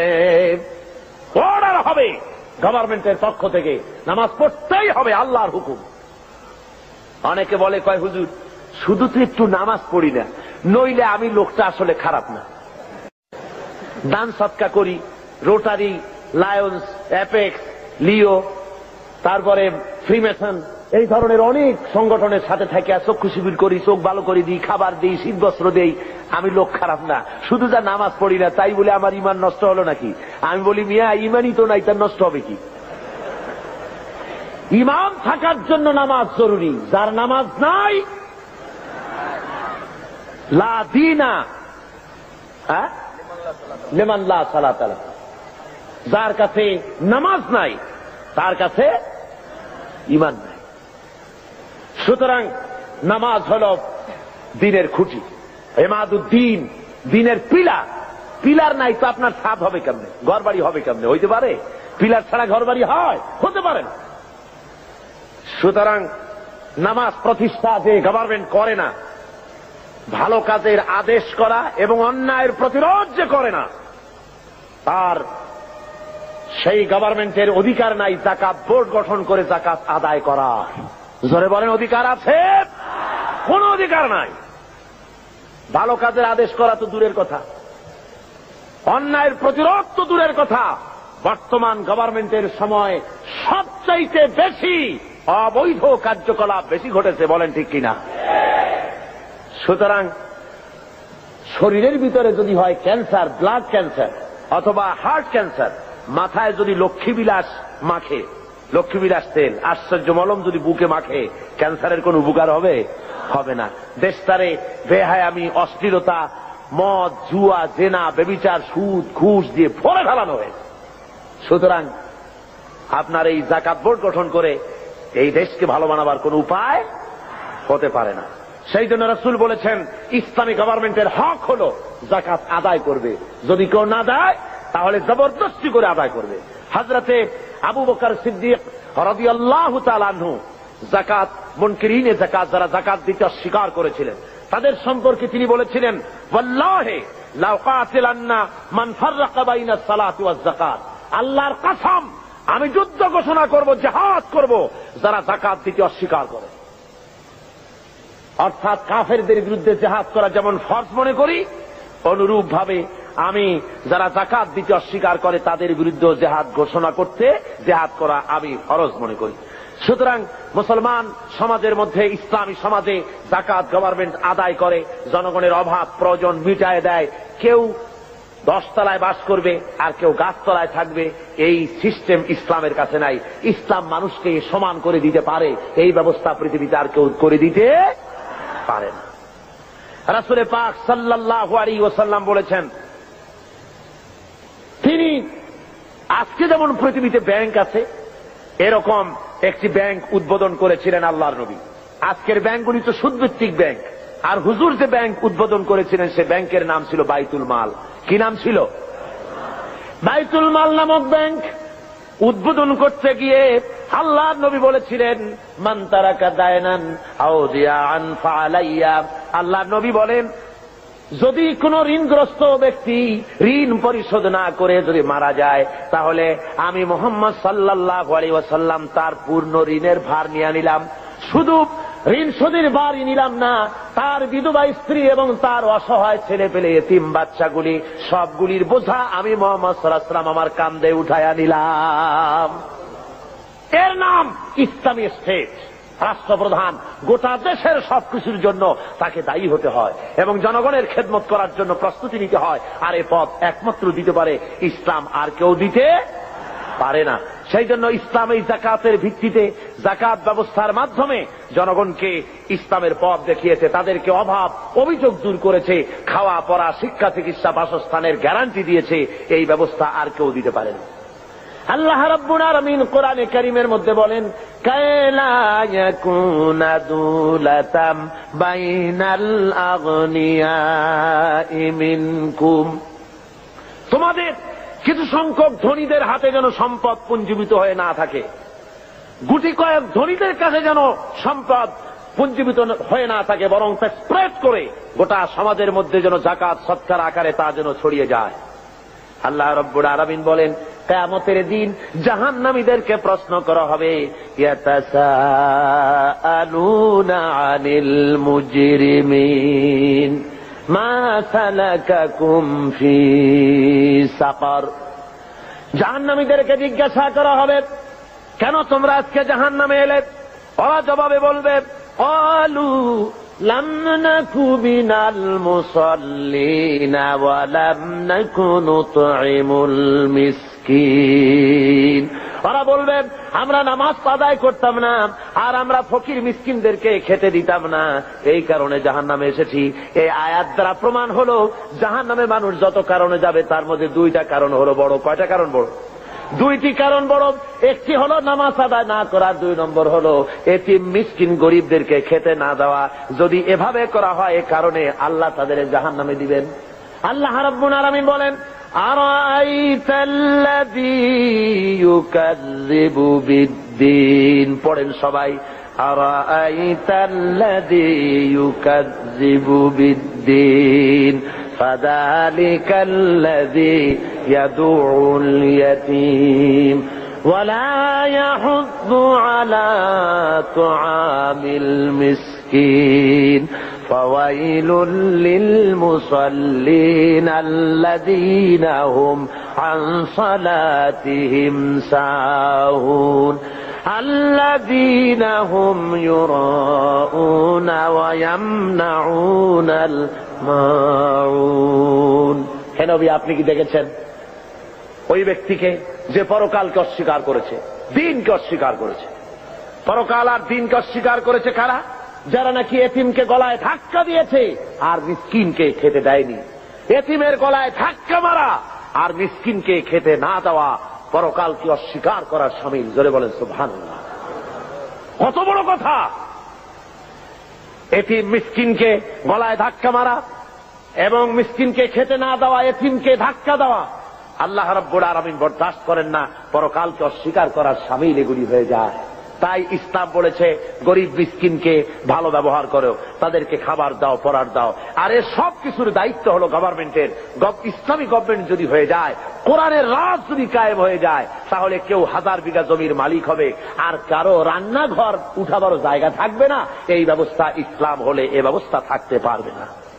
সুতরাং শহরের দেশের সবচাইতে ভালো বাড়িটিতে প্রেসিডেন্ট থাকবেন, ভালো ভালো বাড়িগুলিতে মন্ত্রীরা থাকবেন, জেলার সবচাইতে ভালো বাড়িতে কমিশনার বা ডিসি থাকবেন, আর জনগণ থাকবে কুড়ে ঘরে, থাকার জায়গা নাই। Kamalapur rail station, Chittagong rail station, স্টেশনে কোন রকম করে মাথা গুজে থাকবে। ইসলাম এই ব্যবস্থা করে না। সকলের থাকা, খাওয়া, পড়া, শিক্ষা, চিকিৎসা, বাসস্থান দেয় কে? জোরে বলেন, কে দেয়? ইসলাম দেয়।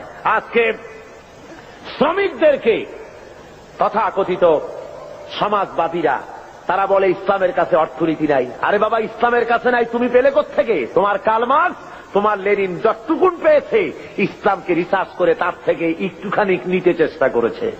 কথা বুঝতে পেরেছে? ইসলাম দিয়েছে শ্রমিকের অধিকার। শ্রমিকের অধিকার কে দিয়েছে বলুন? শ্রমিককে হিংসা করা নিষেধ, ঘৃণা করা নিষেধ। যেহেতু শ্রমিককে আল্লাহ রাব্বুল আলামিনের হাবিব বলেছেন আল কাসিবু হাবিবুল্লাহ, যারা সহজে উপার্জন করে তারা হলো আল্লাহর বন্ধু। জোরে বলেন সুবহানাল্লাহ। যারা সহজে উপার্জন করে, যারা কাজ করে খায়, তাদের মতো ভালো ইনকাম, হালাল রুজি আর কার হতে পারে? আল্লাহ রাব্বুল আলামিনের হাবিব শ্রমিকদের অধিকার সম্পর্কে, শ্রমিক আর মালিকের সম্পর্কে বলেছেন, মালিক আর শ্রমিকের মধ্যে সম্পর্ক যেটা হবে সেটা গোলাম আর মনিবের সম্পর্ক হবে না, সে সম্পর্ক হবে ভাই ভাই। মনিব, মালিক, শ্রমিকের, মিলের মালিক এবং শ্রমিক দুজনের মধ্যে সম্পর্ক হবে ভাই ভাইয়ের সম্পর্ক। হুজুর বলেছেন, তোমরা যেমন খাবে তাদেরকে তেমন খাওয়াবে, তোমরা যেমন পড়বে তাদেরকে তেমন পড়াবে, তোমরা যেমন থাকবে শ্রমিকদেরকে তেমন থাকার ব্যবস্থা করে দাও। ইসলাম বলেছে, দুনিয়ার আর কেউ বলতে পারেনি। ইসলামের ব্যবস্থা নিজের মানুষের সামনে পরিষ্কার করে দেখিয়েছে। রাসূল পাক সাল্লাল্লাহু আলাইহি ওয়াসাল্লাম বলেছেন, শ্রমিকের গায়ের ঘাম শুকিয়ে যাওয়ার আগে তার ন্যায্য প্রাপ্য বুঝিয়ে দাও। কোন পারিশ্রমিক ঠিক না করে কোন শ্রমিককে কাজে লাগিও না, পারিশ্রমিক আগে ঠিক করে নাও। সুতরাং শ্রমিকদের মধ্যে, মনিবের মধ্যে কোন ক্লাসে স্ট্রাগল হতে পারে না, মালিকের মধ্যে কোন ক্লাসে স্ট্রাগল হতে পারে না যদি খাওয়া পড়ার এই ব্যবধান যদি না থাকে, সব যদি সমান করে দেওয়া হয়। এই ব্যবস্থা ইসলাম করেছিল। আজকে ইসলামী স্টেট না থাকার কারণে আমার দেশের মধ্যে, আমার দেশের ছেলেপেলেরা ইসলামকে না বুঝে তারা ভিন্ন পথে পরিচালিত হচ্ছে। তারা মনে করতেছে যে সমাজতন্ত্রের মাধ্যমে বুঝি শান্তি আসবে। আমার দেশের কলেজের ছেলেরা, ইউনিভার্সিটির ছাত্ররা তারা মনে করে যে শান্তি আসবে সমাজতন্ত্রের পথে। কোন পথে? এটা আসলে সমাজতন্ত্র না, এটা আসলে হলো 6 মাস তন্ত্র। কি তন্ত্র বলুন? 6 মাস তন্ত্র। ওরা বলে কমিউনিজম, আসলে কমিউনিজম নয়, এটার নাম আসলে হলো কমিউনাইজম। আসলে এটার নাম কি? অর্থাৎ এর চাইতে পচা মতবাদ, এর চাইতে মানবতা বিধ্বংসী মতবাদ আল্লাহর জমিনে আর একটাও হতে পারে না। পৃথিবীতে মানবতা বিধ্বংসী মতবাদ 2টা। জোরে বলেন কয়টা? একটা হলো পুঁজিবাদ আর একটা হলো সমাজবাদ। এই 2টি মতবাদ গোটা দুনিয়ার মানুষকে জ্বালিয়ে পুড়িয়ে শেষ করে দিল। ওই সেদিন লোকেরা বলল যে এইবার দুনিয়ায় শান্তি হবে। কেমনে শান্তি হবে? কয় যে দুনিয়ার 2 মহাশক্তি, 2জন শান্তির পায়রা ওয়াশিংটনে মিলিত হচ্ছেন। একজন রাশিয়ার গর্বাচেভ আর একজন কি আমেরিকার রোনাল্ড রিগান। বললেন যে এইবার পৃথিবীতে শান্তি হবে। ওরা হলো শান্তির পায়রা। আমি বললাম, ওরাই যদি হয় শান্তির পায়রা, তাহলে পৃথিবীতে অশান্তির শকুন হবে কারা? গোটা দুনিয়াকে জ্বালিয়ে পুড়িয়ে মেরেছে এরা, এই 2 শক্তি। জোরে বলেন ঠিক কিনা? গোটা বিশ্বকে জ্বালিয়ে পুড়িয়ে শেষ করেছে তারা। মাঝারি পাল্লার ক্ষেপণাস্ত্র তারা বন্ধ করতে এসেছে, অর্থাৎ অস্ত্র বেশি হয়ে গেছে, এখন বন্ধ করা ছাড়া পথ কি? পোড়ায় ফেলা ছাড়া পথ কি? নদীতে ডুবাই দেওয়া ছাড়া পথ কি? গোটা দুনিয়ার সমস্ত গরিব রাষ্ট্রগুলিকে পায়ের তলে রেখে তারা শাসন করবে, শোষণ করবে, এটাই হলো তাদের কাজ। আর এভাবে তারা অগ্রসর হতে থাকে। রাশিয়ার সমাজতন্ত্রীরা বলেছে সব সমান করে দেবে, ওরা পারবে সমান করতে। গর্বাচেভের বউ যখন, গর্বাচেভের বেগম রাইসা যখন ওয়াশিংটনে যখন নামলেন প্লেন থেকে, সাংবাদিকরা লিখছেন যে তার যে অর্নামেন্টস, তার যে কাপড় চোপড় শরীরে লাগানো ছিল তা দেখে যুক্তরাষ্ট্রের বড় বড় ধনীত স্ত্রীরা নিজেদেরকে তাদের সামনে নিতান্ত গরিব বলে মনে করবে। সমান করতেছে। তবে একটা কথা বলেছেন উনি, গর্বাচেভ যখন নামলেন সিঁড়ি থেকে তখন একটা কথা বলেছেন। সাংবাদিকরা জিজ্ঞেস করেছেন, এই বৈঠক আপনি কি মনে করেন, এই বৈঠক সম্পর্কে? উনি বললেন, বৈঠককে আমি খুব ভালো মনে করি, আমি মনে করতেছি যে বৈঠক ঈশ্বর আমাদের সহায় হবেন, ঈশ্বর আমাদের সহায় হবেন। দুনিয়ার পত্র পত্রিকাগুলি কমেন্ট করলো, নাস্তিক্যবাদী রাশিয়ার প্রেসিডেন্ট, নাস্তিক্যবাদী দেশের প্রেসিডেন্ট বলছেন ঈশ্বর সহায় হবে। কথাটা মন্দ না, ভূতের মুখে রাম নাম। কথা বুঝতে পেরেছেন? তবে আজকে একটি জিনিস ভালো লক্ষ্য করা যাচ্ছে, তা হলো এই, গর্বাচেভ আগের মতো অন্যান্য প্রেসিডেন্টের মতো নন, বরং তিনি ভিন্ন চিন্তা করতেছেন। দুনিয়ার বুকে গণতন্ত্র ছাড়া যে পথ নাই, গণতন্ত্রই একমাত্র মানুষকে কল্যাণ দিতে পারে, কমিউনিজমের মতবাদে শান্তি আসতে পারে না, এ কথাটি মনে হয় তার মাথার মধ্যে কিছুটা ঢুকেছে। তাই পুঁজিবাদী গণতন্ত্রের সাথে হাত মিলাবার চেষ্টা করতেছে। কিন্তু শেষ রক্ষা হবে না, পুঁজিবাদও পৃথিবীকে বাঁচাতে পারবে না, আর সমাজবাদও পৃথিবীর ক্ষুধা দারিদ্র থেকে গোটা বিশ্বকে বাঁচাতে পারবে না। এই পৃথিবীকে যদি বাঁচাতে হয় তাহলে বাঁচাতে পারবে কে বলুন? জোরে বলেন, কে বাঁচাতে পারবে? ইসলাম বাঁচাতে পারবে, আর কেউ বাঁচাতে পারবে না এই পৃথিবীকে। এই পৃথিবীকে বাঁচাবার জন্য একমাত্র ইসলাম। সুতরাং ইসলাম ছাড়া অন্য কোন মতবাদ মানতে আমরা রাজি না। কি বলেন, আপনারা রাজি? ওরা বলে সব সমান করে দেব। আমার বিরুদ্ধে তারা অভিযোগ তোলে, আমি সমাজতন্ত্রের বিরুদ্ধে কথা বলি, কমিউনিস্টদের বিরুদ্ধে কথা বলি।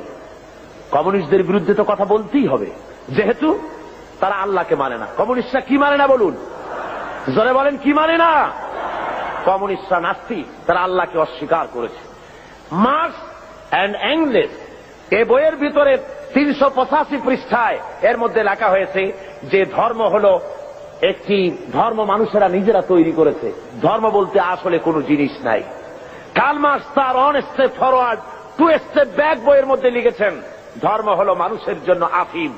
সুতরাং কোন লোক কমিউনিজমের আন্দোলন করে অথচ মসজিদে যায়, নামাজে পড়ে, মন্দিরে যায়, এই অবস্থা যদি হয় তাহলে বুঝতে হবে যে সে কমিউনিজমের দায়িত্ব পালন করছে না, সে এখনো কমিউনিজমকে বুঝতে পারে নাই।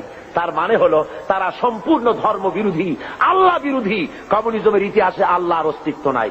সুতরাং এই কমিউনিজমের মতবাদকে প্রতিষ্ঠা করার জন্য 1918 সালে সোভিয়েত সংবিধানের 13 নম্বর অনুচ্ছেদ সংযোজিত করা হয় 1918 সনে। সেখানে দেশের সকল ধর্মের সমস্ত শিক্ষা প্রতিষ্ঠানে ধর্মীয় শিক্ষা পুরাপুরি বন্ধ করে দেওয়া হয়। এবং 1921 সালে রাশিয়ার বুকে বিভিন্ন ধর্মীয় প্রতিষ্ঠানগুলি, মসজিদ মাদ্রাসাগুলি, হাজার হাজার মসজিদ মাদ্রাসা তারা ক্লাব করেছে, সিনেমা হলে পরিণত করে দিয়েছে। 1924 সালে তারা রাশিয়ান সরকারের অধীনে সেখানে গডলেস অ্যাসোসিয়েশন হয়, অর্থাৎ খোদাদ্রোহী, খোদা মানে না নাস্তিকদের সমাজ সেখানে তৈরি হলো। এবং তারা একই বছরে হাজার হাজার আলিমদেরকে, মুসলমানদেরকে সেখানে তারা জবাহ করল। রাশিয়ার ভিতরে মসজিদ মাদ্রাসা যেখানে ছিল, আপনার আজ থেকে অন্তত অক্টোবর বিপ্লবের পূর্বে আমার কাছে এই রাশিয়ানদের বিপ্লবের বইপত্র বহুত আছে। সেই বইপত্র থেকে আমি সংগ্রহ করেছি, আপনারাও পড়তে পারেন। রুশ, ভারত, বাংলাদেশ একটি বই আছে, বাংলাদেশে বেরিয়েছে। এছাড়া অনেক অথেন্টিক বই আমার কাছে আছে রাশিয়া সম্পর্কে। আমি আন্দাজে বক্তৃতা করি না, পড়াশোনা করে বক্তৃতা করি। পুঁজিবাদী দেশ চোখে দেখেছি, সমাজতান্ত্রিক দেশও চোখে দেখেছি, চোখে দেখে তারপরে বক্তব্য রাখি। অক্টোবর বিপ্লবের পূর্বে সোভিয়েত রাশিয়ায় মসজিদের সংখ্যা ছিল 26,279টি, আর 1959 সনে এসে এই মসজিদ দাঁড়িয়েছে 1200-তে। এরপরে এই মসজিদের সংখ্যা আরো কমে গেছে, অর্থাৎ মসজিদগুলি ক্লাব বানানো হয়েছে, নাট্যশালা বানানো হয়েছে, আর যুব কমিউনিস্টদের তাস, তাসা, জুয়া খেলার অফিসে পরিণত করা হয়েছে। জোরে কন্যা উজুবিল্লাহ। রাশিয়ার ভিতরে মুসলমানদের জোহরের নামাজ পড়া নিষেধ, আসরের নামাজ পড়া নিষেধ। নামাজ পড়লে পরে তাহলে উৎপাদন কমে যাবে, সেই জন্য নামাজ পড়তে দেওয়া হয় না। খাতনা করা নিষেধ। হজ তো করতেই পারে না, হজ করার কোন সুযোগ তাদের কাছে নাই, যেহেতু ব্যক্তি মালিকানা নাই, হজ করবে কেমনে? যাকাত দেওয়ার তো প্রশ্নই ওঠে না।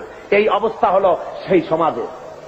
মানুষেরা সবচাইতে বেশি দুঃখে কষ্টে সেখানে আছে। বিশ্বকবি, কবি সম্রাট আল্লামা ইকবাল রহমাতুল্লাহ আলাইহে তিনি ওই রাশিয়া সফর করে তিনি বলেছিলেন দুঃখ করে, আয়ে তয়রে লাহুতি উসরে যে কসে মত আছি, जिस रिज़्क़ से आती हो परवाज में कोताही। যে রিজেক তোর হরিল আজাদি নীল আকাশের আলো, তাহার চাইতে স্বাধীন মরণ হাজার গুণে ভালো। যে রুজি খেতে গিয়া হে উড্ডয়নশীল পাখি, যে রিজেক খেতে গিয়ে তোমার স্বাধীনভাবে ওড়া বন্ধ হয়ে গেছে, ওড়ার স্বাধীনতা বন্ধ হয়ে গেল, তার চাইতে তোমার স্বাধীনভাবে না খেয়ে মরে যাওয়া অনেক ভালো ছিল। রাশিয়ার বুকে লোকেরা কথা বলার অধিকার পায় না। পত্রিকা গভর্নমেন্টের, টেলিভিশন গভর্নমেন্টের, সে দেশের তাদের রেডিও গভর্নমেন্টের, প্রচার মিডিয়া সব গভর্নমেন্টের হাতে, জনগণের কাছে কিছু নাই। এই এলাকায় যদি 10,000 লোক খতম করে দেওয়া করে, পাশের 1 মাইল দূরে লোকেদের জানার কোনো উপায় নাই। প্রত্যেকটা মানুষের পেছনে গোয়েন্দা লাগানো রয়েছে। নিজের বাক স্বাধীনতা নাই, গণতন্ত্র নাই। বলেন রাশিয়ায় গণতন্ত্র আছে? জোরে বলেন আছে? কোরিয়ায় গণতন্ত্র, আপনার যেসব জায়গায় সমাজতন্ত্র প্রতিষ্ঠা হয়েছে সেসব জায়গায় কি গণতন্ত্র আছে? নাই। আমাদের দেশে এই গণতন্ত্রের বুলি নিয়ে কমিউনিস্টরা ময়দানে নেমেছে, গণতন্ত্রের শ্রদ্ধাবরণে তারা কাজ করতে চাচ্ছে। আসলে তারা হলো ইসলামের সবচাইতে বড় দুশমন। ইসলামের সবচাইতে বড় দুশমন কারা? জোরে বলেন, সবচাইতে বড় দুশমন কারা? তারা সুযোগ খুঁজতেছে, সুযোগ পেলেই তারা মুসলমানদের উপরে আক্রমণ করবে, আফগানিস্তানের মতো দশা ঘটিয়ে ছাড়বে। তারা মুসলমানদের ধোঁকা দেওয়ার জন্য।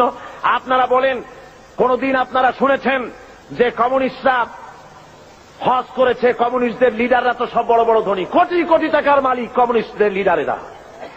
আপনারা শুনেছেন কোন কমিউনিস্ট লিডার জীবনে হজ করেছে? শুনেছেন? জোরে জবাব দিবেন, শুনেছেন? কোনদিন তাদের রোজা রাখতে দেখেছেন? কোনদিন যাকাত দিতে দেখেছেন? কোনদিন তাদেরকে কোন আলেম ওলামাদের কাছে এসে দোয়া চেতে দেখেছেন?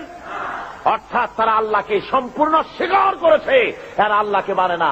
শুধুমাত্র বাংলাদেশের যেহেতু 10 কোটি মুসলমান, কাজ করতে অসুবিধা হবে, তাই তাদের নেতা মরে গেলে পরে জানাজার অনুষ্ঠান করে মানুষকে ফাঁকি দেওয়ার জন্য। তাদের নেতা মারা গেল আর জানাজার জন্য বাইতুল মুকাররমের সমস্ত টুপি খরিদ হয়ে গেল। বাইতুল মুকাররমে আর টুপি ছিল না, সব টুপি তারা কিনল। কেনার পরে চলে গেল জানাজার নামাজ পড়ার জন্য। জানাজা পড়তে গেল, ওরাই গেল যাদের কাছে নামাজ নাই, রোজা নাই, আল্লাহ পরকালের চিন্তা নাই। হ্যাঁ, জানাজা পড়তে গেছে, পথে মধ্যে পেশাব আসলো, প্যান্টের বোতাম খুললো আর ব্রাশ ফায়ার মেরে দিল। প্যান্টে লাগে গেল, ধোয়া নাই, মশা নাই। ওই অবস্থায় জানাজায় দাঁড়ায় গেছে আল্লাহু আকবার। যেমন জাতের মুদ্দার তেমন জাতের মুক্তাদি দাঁড়ায় গেছে, যাতে কপালে হয়ে যাক মুদ্দারের। আর এমন জানাজা পড়াবার জন্য ইমামের অভাব হয় না আমার দেশে। কমিউনিস্টদের জানাজা পড়া হারাম, কমিউনিস্টরা কাফের। দুনিয়ার আজকে স্পষ্টভাবে আমি বলছি, শুনে রাখো, চট্টগ্রামের 20 চট্টলার মুসলমানেরা, দুনিয়ার সমস্ত আলেম, মুফাসসির, মুহাদ্দিস একমত, কমিউনিস্টরা কাফের। যারা বলেন কমিউনিস্টরা কি? কমিউনিস্টদের সাথে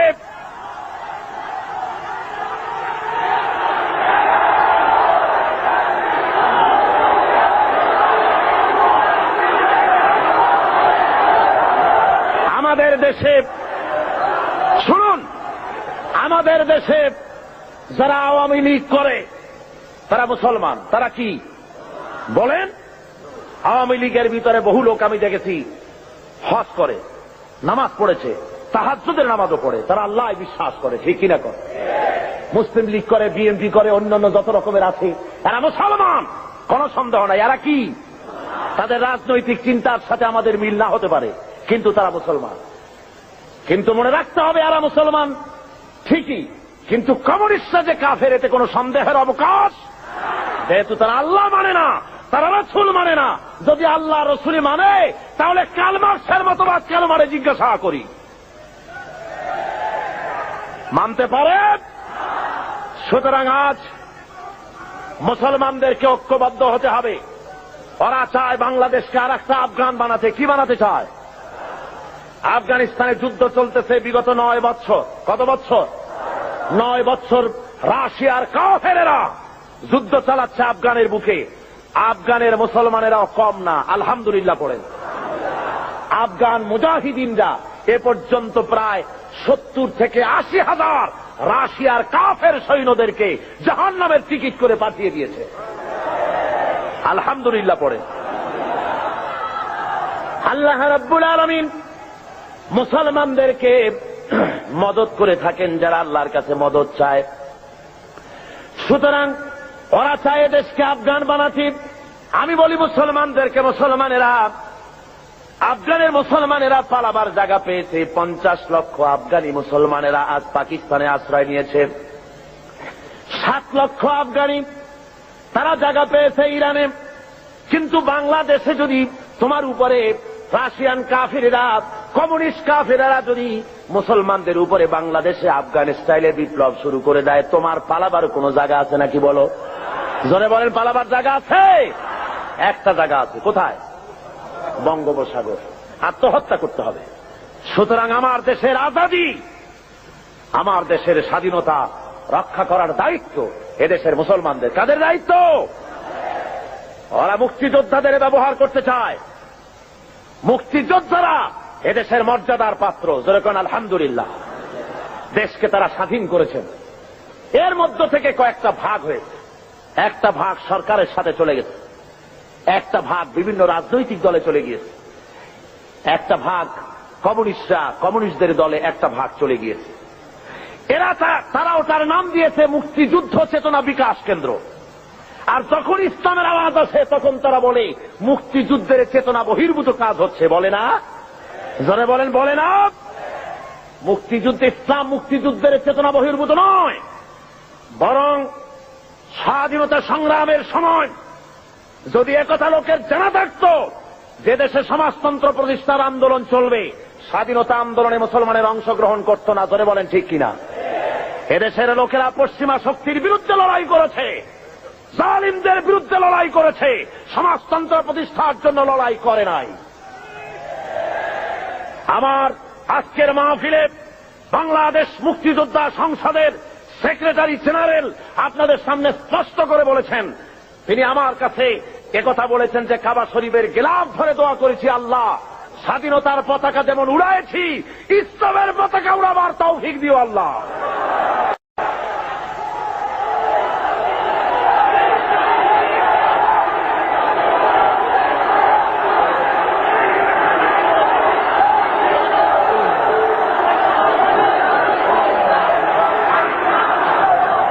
সুতরাং ভাইয়ের আমার,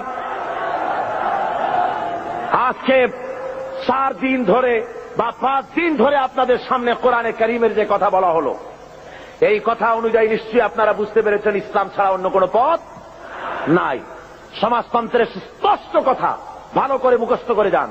কমিউনিজমের সাথে মুসলমানের সংঘর্ষ ছাড়া আর কিছুই হতে পারে না। সমাজতন্ত্রের সাথে, কমিউনিজমের সাথে মুসলমানের, ইসলামের কোন মিতালি কিয়ামত হয়ে যেতে পারে। সূচের ছিদ্র দিয়া উট চলে যেতে পারে, কমিউনিস্টদের সাথে ইসলামের সাথে কোনো সম্পর্ক হতে পারে না। সুতরাং মুসলমানেরা, কমিউনিস্টদের জনসভায় যাওয়া হারাম, কমিউনিস্টদের মিছিলে যোগ দেওয়া হারাম, তাদেরকে 4টা পয়সা সহযোগিতা করা হারাম। যারা বলেন কি? ও মুসলমানেরা, কমিউনিস্টদের কোন সহযোগিতা তোমরা করবে? কারা করবে না হাত উঁচু করে দেখাও। হাত নামান, হাত নামান, হাত নামান।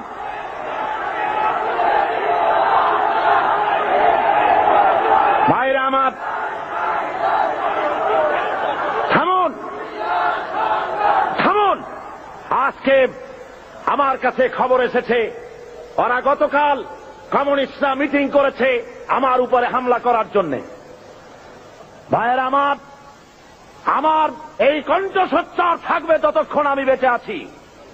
আমার উপরে যদি হামলা করা হয় আর আল্লাহ রাব্বুল আলামিন যদি আমার শাহাদাতের দরজা নসিব করেন, তাহলে আল্লাহর কাছে দোয়া থাকবে, আয় আল্লাহ, তোমার কোরআন আমার সামনে, শাহাদাত যদি আমার নসিব হয়, আমার রক্ত যেন লেলিহান শিখা হয়ে কমিউনিস্টদের জ্বালিয়ে পুড়িয়ে সার খার করে কলেবার পতাকা যেন উড়িয়ে দেয়।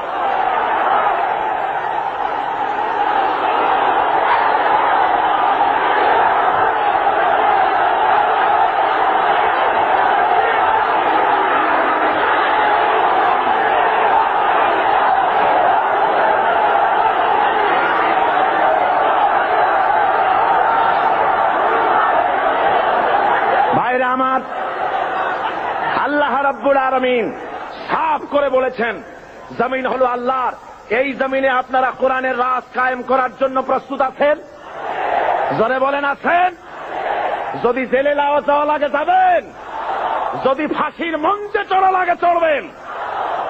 আল্লাহ রাব্বুল আলামিন বলছেন, শুনুন, ওয়াকাতিলুহুম হাত্তা লা তাকুনা ফিতনাতুন ওয়া ইয়াকুনা আদ-দীনু কুল্লুহু লিল্লাহ। সংগ্রাম করো, লড়াই করো সেই পর্যন্ত যতক্ষণ আমার দিন কায়েম না হয়, ফিতনা ফাসাদ দুনিয়া থেকে মূলোৎপাটিত যতক্ষণ না হয়, ততক্ষণ পর্যন্ত তোমরা লড়াই করতে থাকো আমার দিন কায়েম না হওয়া পর্যন্ত। ইল্লা তাফআলুহু তাকুন ফিতনাতুন ফিল আরদি ওয়া ফাসাদুন কাবীর। তাকুন ফিতনাতুন ফিল আরদি ওয়া ফাসাদুন কাবীর। যদি এই সংগ্রামে লিপ্ত না হও, যদি এই জিহাদে শরীক না হও, তাহলে বিরাট ভাঙন আর বিপর্যয় তোমাদের জন্য চলে আসবে। সুতরাং এই ময়দানে তোমাদের আসতে হবে। এটা হলো শাহাদাতের ময়দান। এই ময়দানে আসতে পরে আল্লাহর দ্বীন কায়েমের জন্য যদি চেষ্টা করেন, তাহলে রক্ত দেওয়া লাগে, জান দেওয়া লাগে, মাল দেওয়া লাগে। কবি বলতেছেন, ये शहादत गहे उल्फत में कदम रखना, लोग समझते हैं आसा है मुसलमान होना। লোকেরা মনে করে মুসলমান হওয়া খুব সহজ। না, মুসলমান হওয়া সহজ নয়। আল্লাহর দ্বীন জমিনে কায়েমের জন্য এটা শহীদ ঈদগাহ। এ ময়দানে রক্ত দিতে হয়। কি দিতে হয়? আর সেই রক্ত নয়, সে মৃত্যু নয়, সে মৃত্যু হলো জীবন। সে মৃত্যুর নাম কি? সে মৃত্যুর নাম কি? আল্লাহ রাব্বুল আলামিন শাহাদাতের মওতকে এত বড় বরকতপূর্ণ মর্যাদাপূর্ণ করেছেন। শহীদি মওত যদি কারো নসিব হয়ে যায়, তাহলে সে মওত পিঁপড়ায় কাটা যন্ত্রণার চাইতে আর বেশি কিছু হয় না। মানুষ মরে যাবে, শহীদি মওত যদি নসিব হয়ে যায়, মরার সঙ্গে সঙ্গে এদিকে মরবে আর ওদিকে আল্লাহ রাব্বুল আলামিনের সঙ্গে দিদার নসিব হয়ে যাবে। এই ময়দানে কাজ করতে আসবেন, অস্ত্রপাতির প্রয়োজন নাই, জনসংখ্যা বেশি দেখার দরকার নাই। আল্লাহ বলেছেন, ঈমান যদি মজবুত হয়, তাহলে তোমার যা দরকার আমি দিয়া দিব। ইন তানসুরুল্লাহ ইয়ানসুরকুম। তুমি যদি আল্লাহর মদদ করো, আল্লাহ তোমাকে সাহায্য করবেন। তার মানে হলো, তোমরা যদি ইসলামের সাহায্য করো, আল্লাহ তোমাকে সাহায্য করবেন। জোরে বলেন সুবহানাল্লাহ।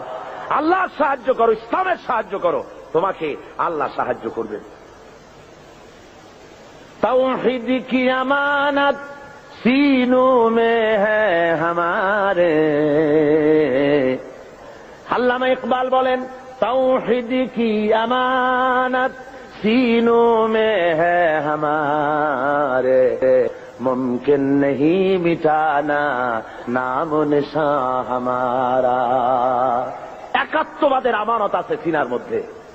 আমরা ভয় পাই না কাউকে, যেহেতু আমরা কাপুরুষ নই, আমরা মর্দে মুমিন। আমরা কারা বলুন? ভয় পাই না। সুতরাং আমাদের অস্তিত্ব মাটি থেকে মিটিয়ে দেওয়ার ক্ষমতা কারো নাই।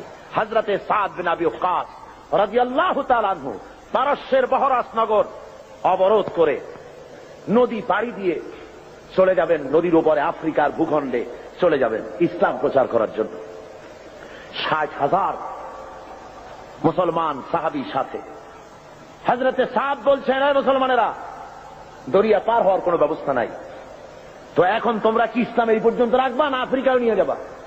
মুসলমানেরা বলল, আপনার যা হুকুম করবেন, ইসলামের আওয়াজকে ছড়িয়ে দেওয়ার জন্য আমরা সে হুকুম মানতে রাজি আছি, আফ্রিকার ভূখণ্ডও যাব। হযরতে সাদ বলেন, তোমরা আমার সঙ্গে তাহলে পড়ো, নাস্তাঈনু বিল্লাহি ওয়া নাতাওয়াক্কালু আলাইহি, হাসবুনাল্লাহু নি'মাল ওয়াকিল, নি'মাল মাওলা ওয়া নি'মান নাসীর। পড়েন সবাই, নাস্তাঈনু বিল্লাহি ওয়া নাতাওয়াক্কালু আলাইহি, হাসবুনাল্লাহু নি'মাল ওয়াকিল, নি'মাল মাওলা ওয়া নি'মান নাসীর। হযরতে ইতিহাসের মধ্যে লেখা রয়েছে, হযরতে সাদ রাদিয়াল্লাহু তাআলা আনহু এই কথা বলে নিজের ঘোড়ার পৃষ্ঠে সওয়ার হয়ে দরিয়ার উপরে ঝাঁপায় পড়লেন। পিছনে যত সাহাবী ছিলেন, মুসলমান ছিলেন, সবাই ঝাঁপায় পড়লেন। দরিয়ার ভিতর থেকে তারা পাড়ি দিয়ে ওপরে চলে গেলেন। একটা ঘোড়াও হারায় গেল না, একটা লোকও হারায় গেল না, স্রোতে কাউকে ঠেলে দিল না। ওপার ওঠার পর সেনাপতি জিজ্ঞেস করেন, ও মুসলমানেরা, কারো কোনো জিনিস হারায় গেছে নাকি? একজন বলল, আমার পানির পেয়ালাটা তুফানের ধাক্কায় কোথায় পড়ে গেছে সেটা তো পেলাম না। হযরতে সাদ বলেন, মুজাহিদের কোন জিনিস কেউ ছিনিয়ে নিতে পারে না, আল্লাহ রাব্বুল আলামিন তোমাকে সেটা ফেরত দিবেন বলে আমি আশা করি। এই কথা তিনি বক্তৃতা করতেছেন, এমন সময় লক্ষ্য করা গেল তুফানের আঘাতে একটি বাটি এসে তাদের সামনে পড়ে গেল। আল্লামা ইকবাল রহমতুল্লাহ আলাইহি এই ঘটনা লিখতে গিয়ে লেখেন, দস্ত দস্ত है दरिया भी न छोड़े हमने, दस्त दस्त है दरिया भी न छोड़े हमने, बहर जुल्मत में दौड़ा दिए घोड़े हमने। প্রান্তর তো প্রান্তর, অন্ধকার ঘোর কৃষ্ণ রজনীতে শ্রাবণের খরস্রোতা নদীর উপরে ঘোড়া দাবড়িয়ে আফ্রিকার ভূখণ্ডে আমরা ইসলামের পতাকা তুলেছি। আমরা সেই মুসলমান। আফ্রিকার গভর্নর গ্রেগরিয়াস মুসলমানদের থাকার জায়গা করে দিলেন পাহাড়ের কাছে, জঙ্গলের কাছে, যাতে করে মরতে সুবিধা হয়। জঙ্গলের ভিতরে বাঘ আছে, সিংহ আছে, মুসলমানদের খাইয়ে ফেলবে, যুদ্ধ করা লাগবে না, বিনা যুদ্ধেই কেল্লা ফতে। এই চিন্তা করে ওখানে থাকতে দাও। হযরতে সাদ একটা মেম্বার তৈরি করলেন, ওই মেম্বারের উপরে দাঁড়িয়ে জঙ্গলের দিকে লক্ষ্য করে বললেন, সন্ধ্যা গোনায় এসেছে। হযরতে সাদ ঘোষণা করলেন, ইয়া আইয়াতুহাল হাসারাত ওয়াসসিবাউ নাহনু আসহাবু রাসূলুল্লাহ সাল্লাল্লাহু আলাইহি ওয়াসাল্লাম ফাইন্না নাজিলুনা ফামান ওয়াজাদনা বা'দাহু ফারজিউ ফাইন্না নাজিলুনা ফামান ওয়াজাদনা বা'দাহু কাতালনাহু। হযরতে সাদ ঘোষণা করে দিলেন, হে জঙ্গলের হিংস্র প্রাণীরা, আমরা আল্লাহ রসুল মুহাম্মদ সাল্লাল্লাহু আলাইহি ওয়াসাল্লামের সাহাবী, এখানে আমরা রাত কাটাবো। আমি ঘোষণা দিলাম, যত হিংস্র প্রাণী আছো এই এলাকা থেকে সরে যাও। আমার এই ঘোষণার পরে কোন হিংস্র প্রাণী যদি সামনে পাই, তরবারি দিয়ে তার ফয়সালা করব। আফ্রিকার জঙ্গলি মানুষেরা মনে করলো, পাগলেরা কয় কি, মানুষের কথা কি জঙ্গলি প্রাণীরা শোনে নাকি? ইতিহাস সাক্ষী দেবে কিয়ামত পর্যন্ত। হযরত সাদের এই ঘোষণার সঙ্গে সঙ্গে দেখা গেল সিংহের লাইনে সিংহ, বাঘের লাইনে বাঘ, সাপের লাইনে সাপ, যার যার ডিম আর বাচ্চা মুখে নিয়ে মিলিটারি লাইনের মতো ফলিন হয়ে সব এই এলাকা ছেড়ে অন্যত্র চলে গিয়েছে। মুসলমান, আমরা সেই জাতি যারা এই পৃথিবীর বুকে আল্লাহর দেওয়া বিধান কায়েমের জন্য যারা ময়দানে কাজ করেছে। আল্লামা ইকবাল কি সুন্দর করে বলছেন, खियाबा में मुंतजर थे लाला कब से, खियाबा में मुंतजर थे लाला कब से, कबा चाहिए इसको खूने अरब से।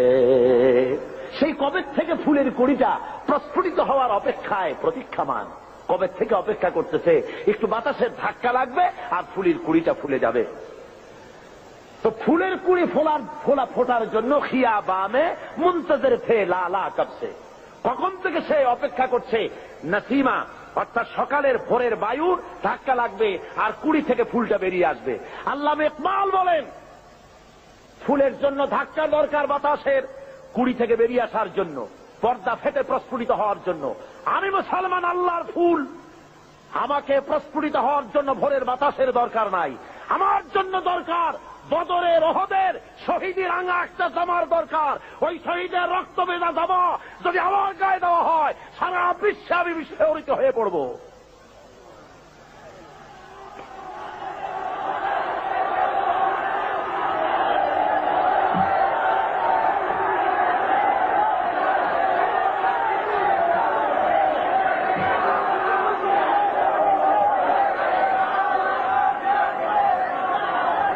ভাইরা আমার, এই জন্য আজকে মুসলমানদের সামনে ইতিহাস পড়ে আছে, কোন ভয় নাই।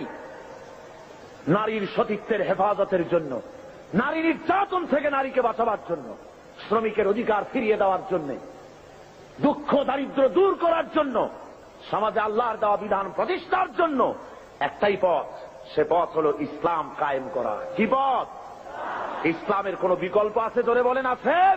কোন বিকল্প নাই। এই রাস্তায় কাজ করতে হবে, আর কাজ করলেই আল্লাহর মদদ পাওয়া যাবে।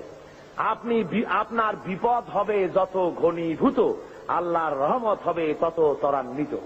এই থিওরিটা মুখস্থ করুন।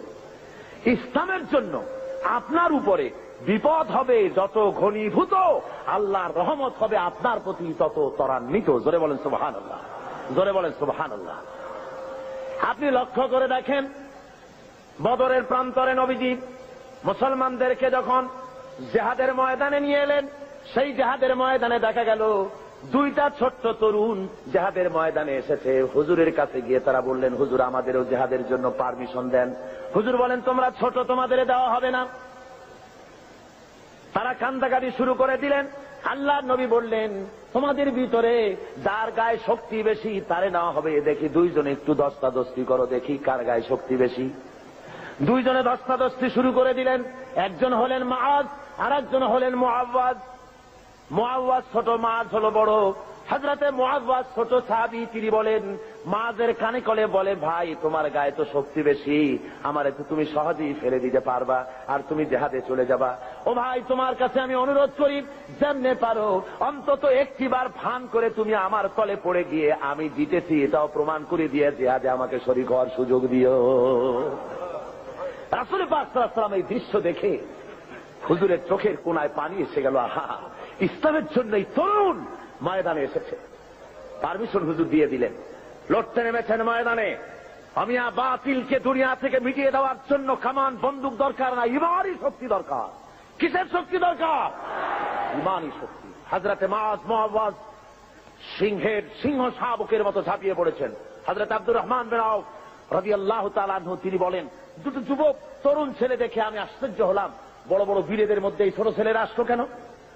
এর মধ্যে একজনে আমার জিগায়, চাচাজি শুনেছি মক্কা শরীফে মুহাম্মদ সাল্লাল্লাহু আলাইহি ওয়াসাল্লামকে, আমার হুজুরকে সবচাইতে বেশি কষ্ট দিয়েছে আবু জেহেল। তো আমরা তো আবু জেহেলকে চিনি না, চাচাজি আবু জেহেল কই একটু দেখা।